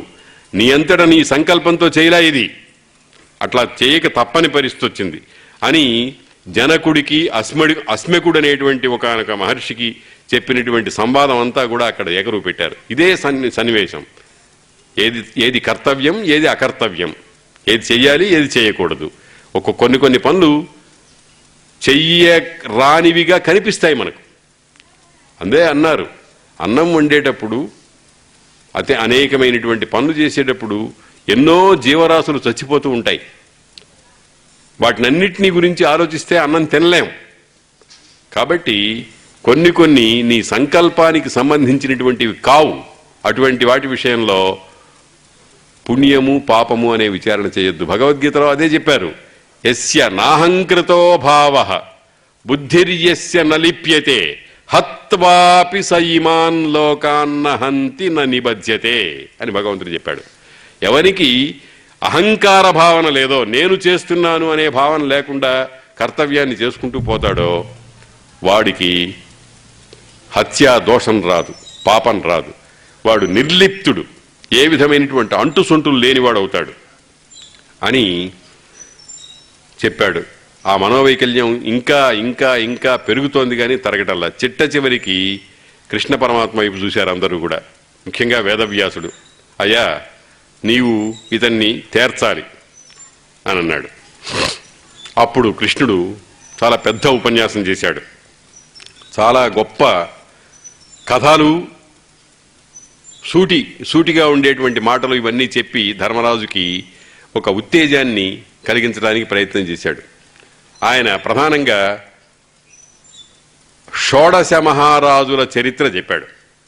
ఇది ఇదివరకు చెప్పిందే. ద్రోణపర్వంలో ఈ 16 మంది మహారాజుల యొక్క చరిత్ర చెప్పి వాళ్ళందరూ అంతంత గొప్పవాళ్ళు, అంతంత పుణ్య సంపాదన చేసినటువంటి వాళ్ళు, వాళ్ళంతా కాలగర్భంలో గడిచిపోయినారు కదయ్యా అని సృంజయుడు అనేటువంటి వాడు తన కుమారుడు చనిపోయినప్పుడు దుఃఖిస్తుంటే అతనికి ఉపశమనంగా నారదుడు చెప్పినటువంటి షోడశ మహారాజుల చరిత్ర చెప్పాడు.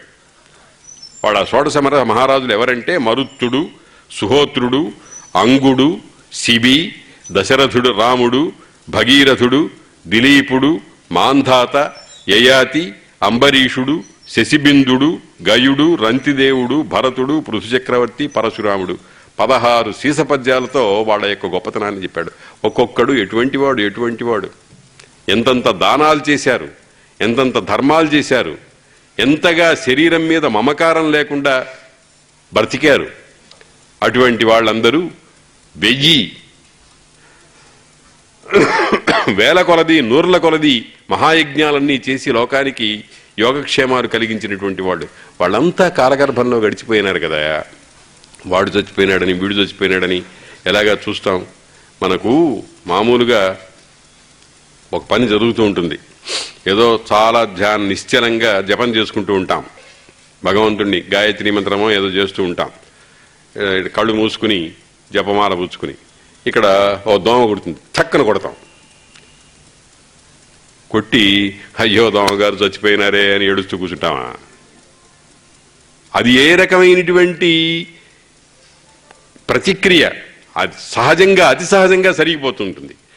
ఆ విధంగానే ఇంతంత మహానుభావులు ఇన్నిన్ని పుణ్యకార్యాలు చేసి లోకోపకారకమైనటువంటి ప్రవృత్తిని పెట్టుకుని వాళ్ళందరూ రాజ్యాలు పరిపాలించి కూడా చిట్ట చివరికి శరీరత్యాగం చేయక తప్పలేదయ్యా. అటువంటి వాళ్ళకే తప్పకపోతే నువ్వు కురుక్షేత్రంలో చెప్పినటువంటి వాళ్ళందరూ వాళ్ళని నీవు చంపావని నీవు దుఃఖపట్టమనేటువంటి దాంతో ఏమిటి సంబంధం అని చెప్పి మధ్యలో ఈ సుద్యుమ్నుడు అనేటువంటి సృంజయుడు అనేటువంటి మహారాజుకి ఒక ఘోరాతి ఘోరమైన కష్టం వచ్చింది.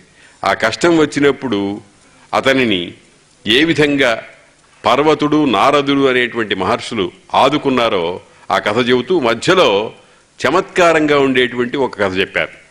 ఇది కొంచెం మా మధ్యలో చాలా సీరియస్గా ఉండేటువంటి సందర్భంలో కొంచెం రిలీఫ్, మనస్సుకి కొంచెం విశ్రాంతి ఇచ్చేటువంటి కథ లాంటిది. అదేమిటంటే అది కృష్ణుడు ధర్మరాజుకి చెప్పాడు. పర్వతుడు నారదుడు అని ఇద్దరు మహర్షులు ఉన్నారు. నారదుడు మనందరికీ తెలిసిన వాడే. నారదుడికి మేనల్లుడు అవుతాడు పర్వతుడు. వీళ్ళిద్దరూ చాలా అన్యోన్యంగా ఉంటారు. మేనమామ మేనల్లుడు. మేనమామ మేనల్లుళ్ళు చాలా సరసంగా ఉంటారు, జోకులు వేసుకుంటూ ఉంటారు, చాలా ఆనందంగా ఉంటారు. ఒకళ్ళ మీద ఒకళ్ళకి వాత్సల్యము, ప్రేమ, గౌరవము ఉంటాయి. వీళ్ళిద్దరూ కూడా ఒకసారి పుణ్యలోకాల నుంచి భూలోకంలో కాసేపు తిరిగి వద్దామని ఆలోచన చేశారు. ఇద్దరూ బయలుదేరి వచ్చారు. ఇద్దరూ బయలుదేరి వచ్చేటప్పుడు భూలోకానికి వచ్చినప్పుడు వాళ్ళు మాట్లాడుకుంటూ నారదుడు పర్వతుడు మామ అల్లుడా అని అనుకుంటూ అట్లా అన్నారు. మనం భూలోకంలో కొంతకాలం సంచరించొద్దాం. అయితే మనిద్దరిలో ఒక కండిషన్ పెట్టుకుందాం, ఒక నిబంధన. నీకు సంబంధించిన ఏ రహస్యాన్ని దాచుకోకూడదు. మన ఇద్దరి మధ్య రహస్యం అనేది ఉండకూడదు. నీ మనస్సులో ఎటువంటి భావన వచ్చినా, నువ్వు ఏ పని చేసినా నాకు చెప్పాలి. నేనట్లాగే నీకు చెబుతాను. దీంట్లో ఏదైనా వ్యత్యాసం వస్తే మనిద్దరం శపించుకుందాం అని ఒక కండిషన్ పెట్టుకుని భూలోకానికి వచ్చారు. వీళ్ళిద్దరూ సృంజయుడు అనేటువంటి ఒక మహారాజు గారి ఇంటికి వచ్చారు. ఆయన వీళ్ళని చాలా గౌరవించారు. మహానుభావులు, మహాత్ములైనటువంటి వాళ్ళు వస్తే పరమానందపడతారు. వాళ్ళకి కావలసిన ఏర్పాట్లన్నీ చేస్తారు. ఆయన చేసినటువంటి ఏర్పాట్లన్నీ వీళ్లకు చాలా ఆనందంగా ఉంటే వీళ్ళిద్దరూ ఒక రోజున ఆయన రాజుగారిని అడిగారు, బాబు మీ ఆస్థానంలో కొన్నాళ్ళు ఉందాం అనుకుంటున్నాం, మీకేం అభ్యంతరం లేకపోతే అన్నారు. అయ్యో మహాపుణ్యం, మీలాంటి వాళ్ళు ఉండడం మాకు చాలా ఆనందం, కాబట్టి ఉండండి అన్నాడు. అని ఆయనకి ఒక అమ్మాయి కూతురుంది, సుకుమారి ఆమె పేరు. చాలా సౌందర్యం కలిగినటువంటిది, రూపవతి. రూపము అంటే అందచందాలని కాదు, ఏ విధమైన ఆభరణము పెట్టుకోకపోయినా పెట్టుకున్నట్టుగా కనిపించేటువంటి అందం ఎక్కడైతే ఉంటుందో అటువంటి దాన్ని రూపం అంటారు. కొత్తగా ఆహార్యం తొడుక్కుంటే వచ్చేటువంటి అందం కాదు, ఏ ఆభరణము లేకపోయినా ఉన్నట్టుగానే భాషిస్తుంది. సహజమైన సౌందర్యం అన్నమాట. అటువంటి రూపవతి. ఆ రూపవతి అయినటువంటి సుకుమారిని వీళ్ళిద్దరికీ సేవ చేయడానికి పెట్టాడు రాజుగారు. అంటే భక్తితో తన కూతుర్ని, సాక్షాత్తు మరి అల్లారు ముద్దుగా పెంచినటువంటి అమ్మాయిని మహర్షులకు సేవగా పెట్టాడు. అట్లా గడుస్తోంది. 2 రోజులు అయిన తర్వాత నారదుడికి ఆమె మీద వ్యామోహం పుట్టింది. ఈమెను నేను దక్కించుకుంటే ఎలా ఉంటుంది అని. బాగుంది, ఆలోచన చేస్తున్నాడు. కానీ మొదట వచ్చినప్పుడు పెట్టుకున్న కండిషన్ ఒకటి ఉందిగా, ఎవరి రహస్యం దాచుకోకూడదు అని. ఈ విషయం పర్వతుడికి చెప్పలే. ఈయన ఆ కోరికతో సరిగా అన్నం తింటల్లా, నిద్రపోవటల్లా, చిక్కిపోతున్నాడు. పర్వతుడు కనిపెట్టాడు, ఏమిటి ఈయనలో ఏదో రోగం పట్టుకుందే, ఇదేం రోగం అనుకున్నాడు. అనుకుని వాళ్ళు తపస్సంపన్నులు గనక ఈ రోగం కామరోగము అని గుర్తించాడు. ఏమయ్యా మావా, నీవు ఈ రహస్యాన్ని నాకు చెప్పకుండా మనం పెట్టుకున్నటువంటి నిబంధనకు తిలోదకాలు వదిలిపెట్టి నీవు ప్రవర్తిస్తావా? నీ సంగతి చూస్తానుండు. నీవు ఏదో ఒక రకంగా ప్రయత్నం చేసి అమ్మాయిని పెళ్లి చేసుకుంటావు. పెళ్లి చేసుకున్న మరుక్షణాన నీ ముఖం కోతి ముఖం అయిపోతుందని శాపం ఇచ్చాడు. నీ ముఖము కోతి ముఖంలాగా అయిపోతుంది అన్నాడు. అంటే నారదుడికి కోపం వచ్చింది. చిన్న తప్పుకి ఇంత భయంకరమైన శిక్ష వేస్తావా?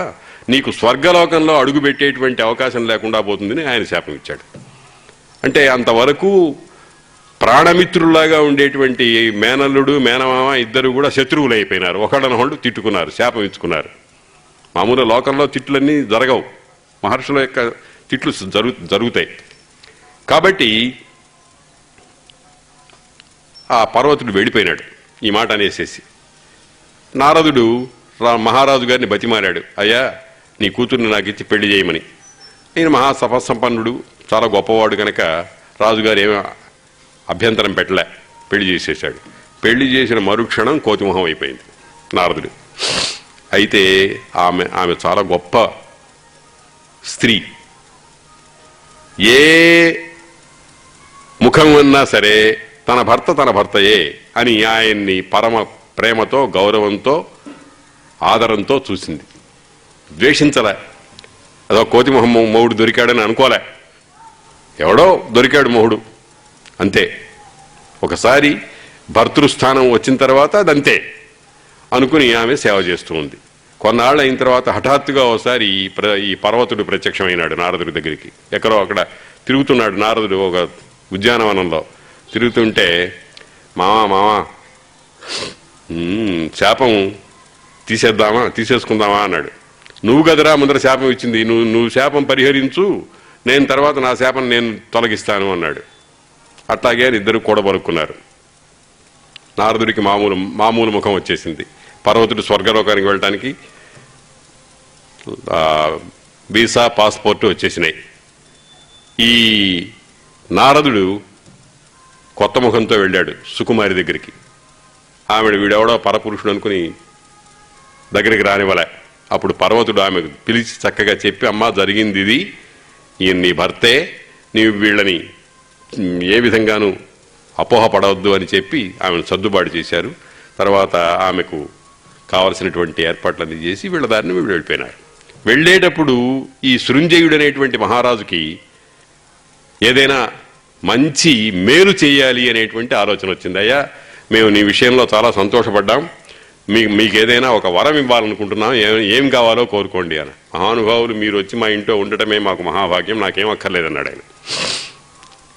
ఏదైనా ఎవడైనా ఇస్తాను అనంతోటే చంకలు కొట్టుకుంటూ వెళ్ళకూడదు. ఏది పరితృప్తి అనేది ఉందే ఆ పరితృప్తి అనేటువంటిది చాలా గొప్ప ధనం. అట కాకుండా ప్రాప్తంబైనది పొందుచు, ప్రాప్తము కానిదో దానికోసం వగవకుండా ఉండేటువంటి స్థితి కావాలి. అంతేగాని అది రాలేదే ఇది రాలేదని ఏడుస్తూ ఉంటే వాడు సప్తద్వీపములనైన చక్కంబడునే అన్నారు భాగవతంలో. కాబట్టి నాకేం అక్కర్లేదన్నాడు సంజయుడు.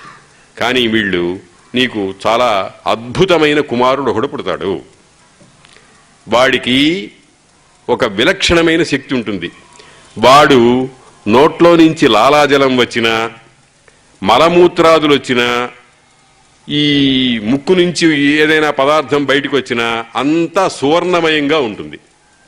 అటువంటి కుమారుడు నీకు పుడతాడు అని వరం ఇచ్చారు. పర్వతుడు పక్కనున్నాడు. నిజమే గాని అటువంటి కుమారుడు పుడతాడు గాని ఆ కుమారుణ్ణి ఇంద్రుడు ద్వేషిస్తాడు, కాబట్టి చంపే ప్రయత్నం చేస్తాడు, కొంచెం జాగ్రత్తగా చూసుకో అని చెప్పాడు. అయ్యో మహానుభావులారా, ఇదేమిటి ఇటువంటి గొప్ప పుత్రుణ్ణి ఇచ్చి నీవు ఇటువంటి పనికిరాని మాట మాట్లాడితే ఎట్లాగా అని అంటే, మేము చూస్తాం, మేము నీకు ఆపద వచ్చినప్పుడు మమ్మల్ని స్మరించు, మీకు ఆపద లేకుండా చేస్తామని అన్నాడు. ఆ రాజుకి సువర్ణష్ఠీవి అనే కుమారుడు పుట్టాడు. సువర్ణష్ఠీవి వాడి పేరు. ష్ఠీవనం అంటే కళ్ళే. ఈ నోట్లో నుంచి వచ్చేటువంటి దగ్గు మొదలైన వచ్చినప్పుడు పేరుకున్నటువంటి కఫం అని అంటామే, ఆ పదార్థం ష్ఠీవనం, ఉమ్మి. అది సువర్ణ రూపంలో వస్తుంది, బంగారు రూపంలో వస్తుంది. అటువంటి వాడు ఆ కుమారుడు సువర్ణష్ఠీవి. వాడు పెరుగుతున్నాడు. కొన్నాళ్ళు అయింది. ఇది చూశారు చాలామంది. వీడు లోపల నుంచి ఏ పదార్థాన్ని బయటికి వెలువరించినా అది బంగారంగా ఉంది అంటే లోపల చాలా బంగారం ఉండుంటుందని దొంగలు కొంతమంది వాడిని తీసుకెళ్లి చంపేసి శరీరం అంతా జల్లించి చూస్తే ఏమీ దొరకలే, పారేసిపోయినారు. గుండెలు బాదుకున్నాడు రాజుగారు. అప్పుడు నారదుడిని తలుచుకున్నాడు. నారదుడు వచ్చాడు. అయ్యా, ఇది దొంగలు పాపం మూర్ఖులు. మనకి ఒక కథ ఉంది కదా, బంగారు గుడ్డు పెట్టే బాతు కథ. ఆ రకంగా లోపలన్నీ బంగారం ఉంటుందనుకుని చంపేసిన కథ ఉంది, అట్లాంటిది అనమాట. కాబట్టి వాడు మూర్ఖులు, వీడిని మేము బతికిస్తాము, కానీ ఇంద్రుడు మాత్రం ఇతని యందు అసూయ వహిస్తాడు. ఎందుకనంటే అతనికంటే గొప్పవాడు అవుతాడు అనేటువంటి భావనతో, కాబట్టి అతని నుంచి రక్షించుకోవాల్సింది అని చెప్పారు, బతికించారు. మళ్ళీ కొన్నాళ్ళు అయిన తర్వాత బృహస్పతితో మంతనం చేశాడు దేవేంద్రుడు, వీడు నన్ను మించిపోతాడేమో ఎట్లాగా అని. అంటే బృహస్పతి వజ్రాయుధాన్ని ఒక సింహ రూపంలో పంపించి అతన్ని చంపిస్తాడు. అప్పుడు కూడా మళ్ళీ ఈ నారదుడు, ఈ శృంజయుడు అపరిమితమైన దుఃఖాన్ని అనుభవిస్తూ ఉంటాడు. అప్పుడు ఈ కథంతా కూడా కృష్ణుడు కొంతవరకు చెప్పి మిగతా కథంతా నారదుడిని చెప్పమని ధర్మరాజుకి ఆ సువర్ణష్ఠి వృత్తాంతం చెప్తాడు. ఎందుకు చెప్తాడు అని అంటే, జననము మరణము అనేవి అతి సహజములైనటువంటి విషయాలయ్యా, దీన్ని గురించి మనం ఎంత దుఃఖించినా ఎంత సంతోషపడినా ఏమీ ప్రయోజనం లేదు, వాటిని నిర్వికార చిత్తవృత్తితో చూడాలి అనేటువంటి ఒక ప్రతిపాదన కోసం ఈ కథంతా చెప్తారు. సువర్ణష్ఠి వృత్తాంతం అనేటువంటిది. ఇలాగా చెప్పవలసిన ధర్మాలన్నీ, మనస్సుకి ఉపశమనం కలిగేటువంటి మాటలన్నీ ఎంతమందో చెప్పారు. కృష్ణుడు కూడా చెప్పాడు. చివరికి నీవు రాజధర్మ పరిపాలన చెయ్యక తప్పదు అని చెప్పాడు. వ్యాసుల వారి చేత ధర్మాలేమిటి అధర్మాలేమిటి, ఏ పని చేస్తే ఏ శిక్ష అనుభవించాల్సి వస్తుంది అనేటువంటి ఆ విషయాలన్నింటినీ కూడా చాలా చక్కగా చెప్పించాడు కృష్ణుడు. మొత్తానికి ధర్మరాజుని ఆ శోకము నుండి కొంచెం తేరుకునేట్టుగా చేసి సింహాసనం మీద కూర్చుని రాజ్యమేరటానికి తయారు చేశారు. మొత్తానికి ధర్మరాజు మనస్సుని కుదుటపరుచుకొని కరినగరానికి వెళ్ళటానికి ఇష్టపడి సింహాసనం మీద కూర్చోటానికి అంగీకారం చూపి బయలుదేరదీశాడు కృష్ణుడు. ముఖ్యంగా వ్యాసుడు, కృష్ణుడు, దేవస్థానుడు అనేటువంటి వాడు, నారదుడు మొదలైనటువంటి వాళ్ళు, వీళ్ళు ఇంతమంది ప్రయత్నం చేయాల్సి వచ్చింది. వీళ్ళెవరు అసాధారణమైన వ్యక్తులు, దైవాంశ సంభూతులు, తపశ్శక్తి సమృద్ధిగా కలిగినటువంటి వాడు. అంతమంది అతనికి ఒక చక్కని బోధ చేస్తే అతడి మనస్సు కుదిరిపడింది. మొత్తానికి కరినగరానికి వెళ్ళటానికి సిద్ధపడ్డాడు. అన్ని ఏర్పాట్లు జరిగిపోయాయి. వెళ్ళి ఈ సింహాసనం మీద కూర్చున్న వెంటనే ఒక విచిత్రమైన విషయం జరిగింది. దుర్యోధనుడి స్నేహితుడు ఒకడున్నాడు, మిత్రుడు. వాడి పేరు చార్వాకుడు. చార్వాకుడు అంటే నాస్తికుడు అంటారు. చార్వాకుడు అంటే అందంగా మాట్లాడతారు, చాలా చక్కగా మన మనస్సుకి ఉల్లాసంగా ఉండేట్టుగా మాట్లాడతారు. వాడు చెప్పే మాటలు కొన్ని చాలా ఆశ్చర్యంగా ఉంటాయి, ఆనందంగా ఉంటాయి. అటువంటి మాటలు ఎవరన్నా చెబితే, అయ్యా నువ్వు ధర్మంగా ఉండాలి, నువ్వు ఒక ఏకపత్ని వృతుడివి కావాలి, ఒక తండ్రి యందు పరమ భక్తి తాత్పర్యాలు ఉండాలి, ఈ మాటలు రుచించవు మనకి. నీ ఇష్టం వచ్చినట్టు ప్రవర్తించవయ్యా. యావజ్జీవేత్ సుఖం జీవేత్, రుణం కృత్వా ఘృతం పిబేత్, భస్మీభూతస్య దేహస్య పునరాగమన కుతః అన్నాడు చార్వాకుడు. ఎంతకాలం బతుకుతావో అంతకాలం సుఖంగా బతకవయ్యా. సుఖంగా బతకాలంటే వస్తువులు కావాలి కదండి, అప్పు చేయి, ఏం పర్వాలేదు. రుణం కృత్వా ఘృతం పిబేత్, అప్పు చేసి పప్పుకూడు తిను, అప్పు తీర్చాలి కదండి. రుణానుబంధ రూపేణ పశు పుత్ర సుత ఆలయా అని అన్నారు. రుణము తీర్చుకోవడానికి వీళ్ళందరూ వస్తారుట. కాబట్టి ఆ రుణం తీర్చుకోవాలి కదా అంటే రుణం లేదు, పాడు లేదు. ఎందుకో తెలుసునా, భస్మీభూతస్య దేహస్య, నువ్వు చూస్తూ ఉండగా చచ్చిపోయిన దేహాన్ని బండెడు కట్టెల్లో కాల్చిపారేస్తున్నారు. అది మళ్ళీ తిరిగి రావడం అనేది ఎక్కడి నుంచి వస్తుందయా? కాబట్టి పూర్వజన్మ లేదు, పరజన్మ లేదు, ఇప్పుడున్నదే జన్మ. నువ్వు సుఖం అనుభవించడానికే పుట్టావు. కావలసి వస్తే పక్కవాడి తలకాయ పగలగొట్టైనా సరే, వాడి ధనాన్ని అపహరించైనా సరే నీ సుఖాన్ని నువ్వు పొందు అని చెప్తాడు చారువాకుడు. వాడి పేరు చారు వాక్. చారు అందమైనటువంటి మాటలు కలిగినటువంటి వాడు, వ్యామోహాన్ని పుట్టించేటువంటి మాటలు కలిగినటువంటి వాడు. ఈ మాటలన్నీ మనకు చాలా చక్కగా ఉంటాయి, కమ్మగా ఉంటాయి. కానీ విచారించాం. ఏమండి, ఎవరైనా చెప్పారా చచ్చిపోయిన దేహం మళ్ళీ వస్తుందని? ఎవరన్నా చెప్పారా? దేహీ నిత్యం అవధ్యోయం దేహే సర్వస్య భారత అని శాస్త్రం చెప్తోంది. దేహి వేరు, దేహము వేరు. దేహి లోపల ఉండేటువంటి ఆత్మ పదార్థము దేహాన్ని విడిచి వెళ్ళి పక్కన ఇంకొక దేహాన్ని చేరుతుంది అని చెబితే, చచ్చిపోయిన కాల్చివేసిన దేహం మళ్ళీ వస్తుంది అని ఎవడయ్యా నమ్మేది అని అంటే మనం చంకలు కొట్టుకుని నమ్ముతున్నాం. ఇది వాడి వాక్కులో ఉండేటువంటి వ్యామోహక లక్షణం. వాడు వచ్చాడు. వాడు దుర్యోధనుడి స్నేహితుడు. వాడు చచ్చినా భగవంతుని మీద పగ అని ఒక నవల రాశాడు విశ్వనాథ సత్యనారాయణ గారు. ఆ భగవంతుడి మీద పగ ఎట్లా బయలుదేరింది, ఎవడెవడు ఏ రూపంలో వచ్చాడని చెప్పినాడు. దుర్యోధనుడు చచ్చిపోయినా దుర్యోధనుడి స్నేహితుడు ఈ చార్వాకుడు అనేటువంటి వాడు రాజ్యసభలో వచ్చాడు. బ్రాహ్మణ వేషం వేసుకుని వచ్చాడు. బ్రాహ్మణలో కూర్చున్నాడు. అయ్యా, ఈ బ్రాహ్మణులందరూ నన్ను తమ ప్రతినిధిగా పెట్టుకుని నీకు ఓ మాట చెప్పమన్నారయ్యా, ఇంత మహాభయంకరమైన రక్తపు కూడు ఎట్లా తినగలుగుతున్నావు నువ్వు, ఇంత మహాపాపం చేసి, ఘోరమైన పాపం చేసి అని ధర్మరాజుని ఆక్షేపించాడు. బ్రాహ్మణ రూపంలో వచ్చి కూర్చుని, బ్రాహ్మణుల మధ్యలో వచ్చి కూర్చుని అనేటప్పటికి అందరూ నిశ్చేష్టులైపోయినారు. ఇంతవరకు ఎంతో ప్రయత్నం చేసి అంతా సరిపోయింది, చక్కగా అన్ని ఏర్పాట్లన్నీ జరిగినాయి, మనస్సు తేరుకున్నది, రాజ్యం పరిపాలించడానికి సిద్ధపడ్డాడు అనుకునేటువంటి దశలో వీడి మాట అన్నాడు బాహాటంగా. పైగా నేను ఈ అందరి ప్రతినిధిని అన్నాడు. వాళ్ళందరూ నన్ను చెప్పమన్నారని చెప్పాడు. చాలా నిశ్చేష్టులైపోయినారు వాళ్ళందరూ కూడా. ధర్మరాజుకి అయితే చెప్పనక్కర్లేదు. మళ్ళీ మొదటికి వచ్చింది, నేను మా పాపం చేశాను అనేటువంటి ఏడుపు ప్రారంభమయ్యే స్థితిలో ఉంది. అప్పుడు తక్కిన బ్రాహ్మణులందరూ కూడా, అయ్యా వీడెవడో మాకు తెలియదు, వీడికి మాకు సంబంధం లేదు, వీడిని మేము ప్రతినిధిగా ఎన్నుకోలేదు, వీడికి ఆ మాటలు మేము చెప్పలేదు, మా అభిప్రాయం అది కాదు అని చెప్పి వాళ్ళందరూ తమ తపశ్శక్తితో ఆ చార్వాకుడిని అక్కడికక్కడ దహించి వేసేశారు. ధర్మరాజుకి అప్పుడు ఊరట కలిగింది.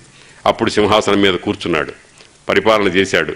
ఎవరెవరిని ఏ ఏ ఉద్యోగాల్లో పెట్టాలో అవన్నీ, భీముడికి ఒక పదవి, అర్జునుడికి ఒక పదవి, విదురుడికి ఒక పని, సంజయుడికి ఒక కార్యము, ఇవన్నీ ఏర్పాట్లు చేశాడు.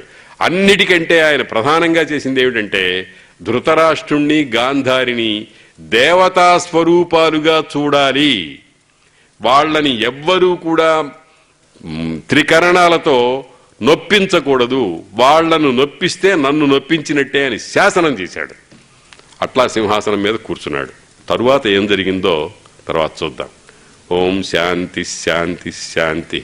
నమోస్తుతే వ్యాస విశాల బుద్ధే ఫుల్లారవిందాయత పత్రనేత్ర ఏన త్వయా భారత తైల పూర్ణ ప్రజ్వాలితో జ్ఞానమయ ప్రదీప. హరి ఓం తత్సత్.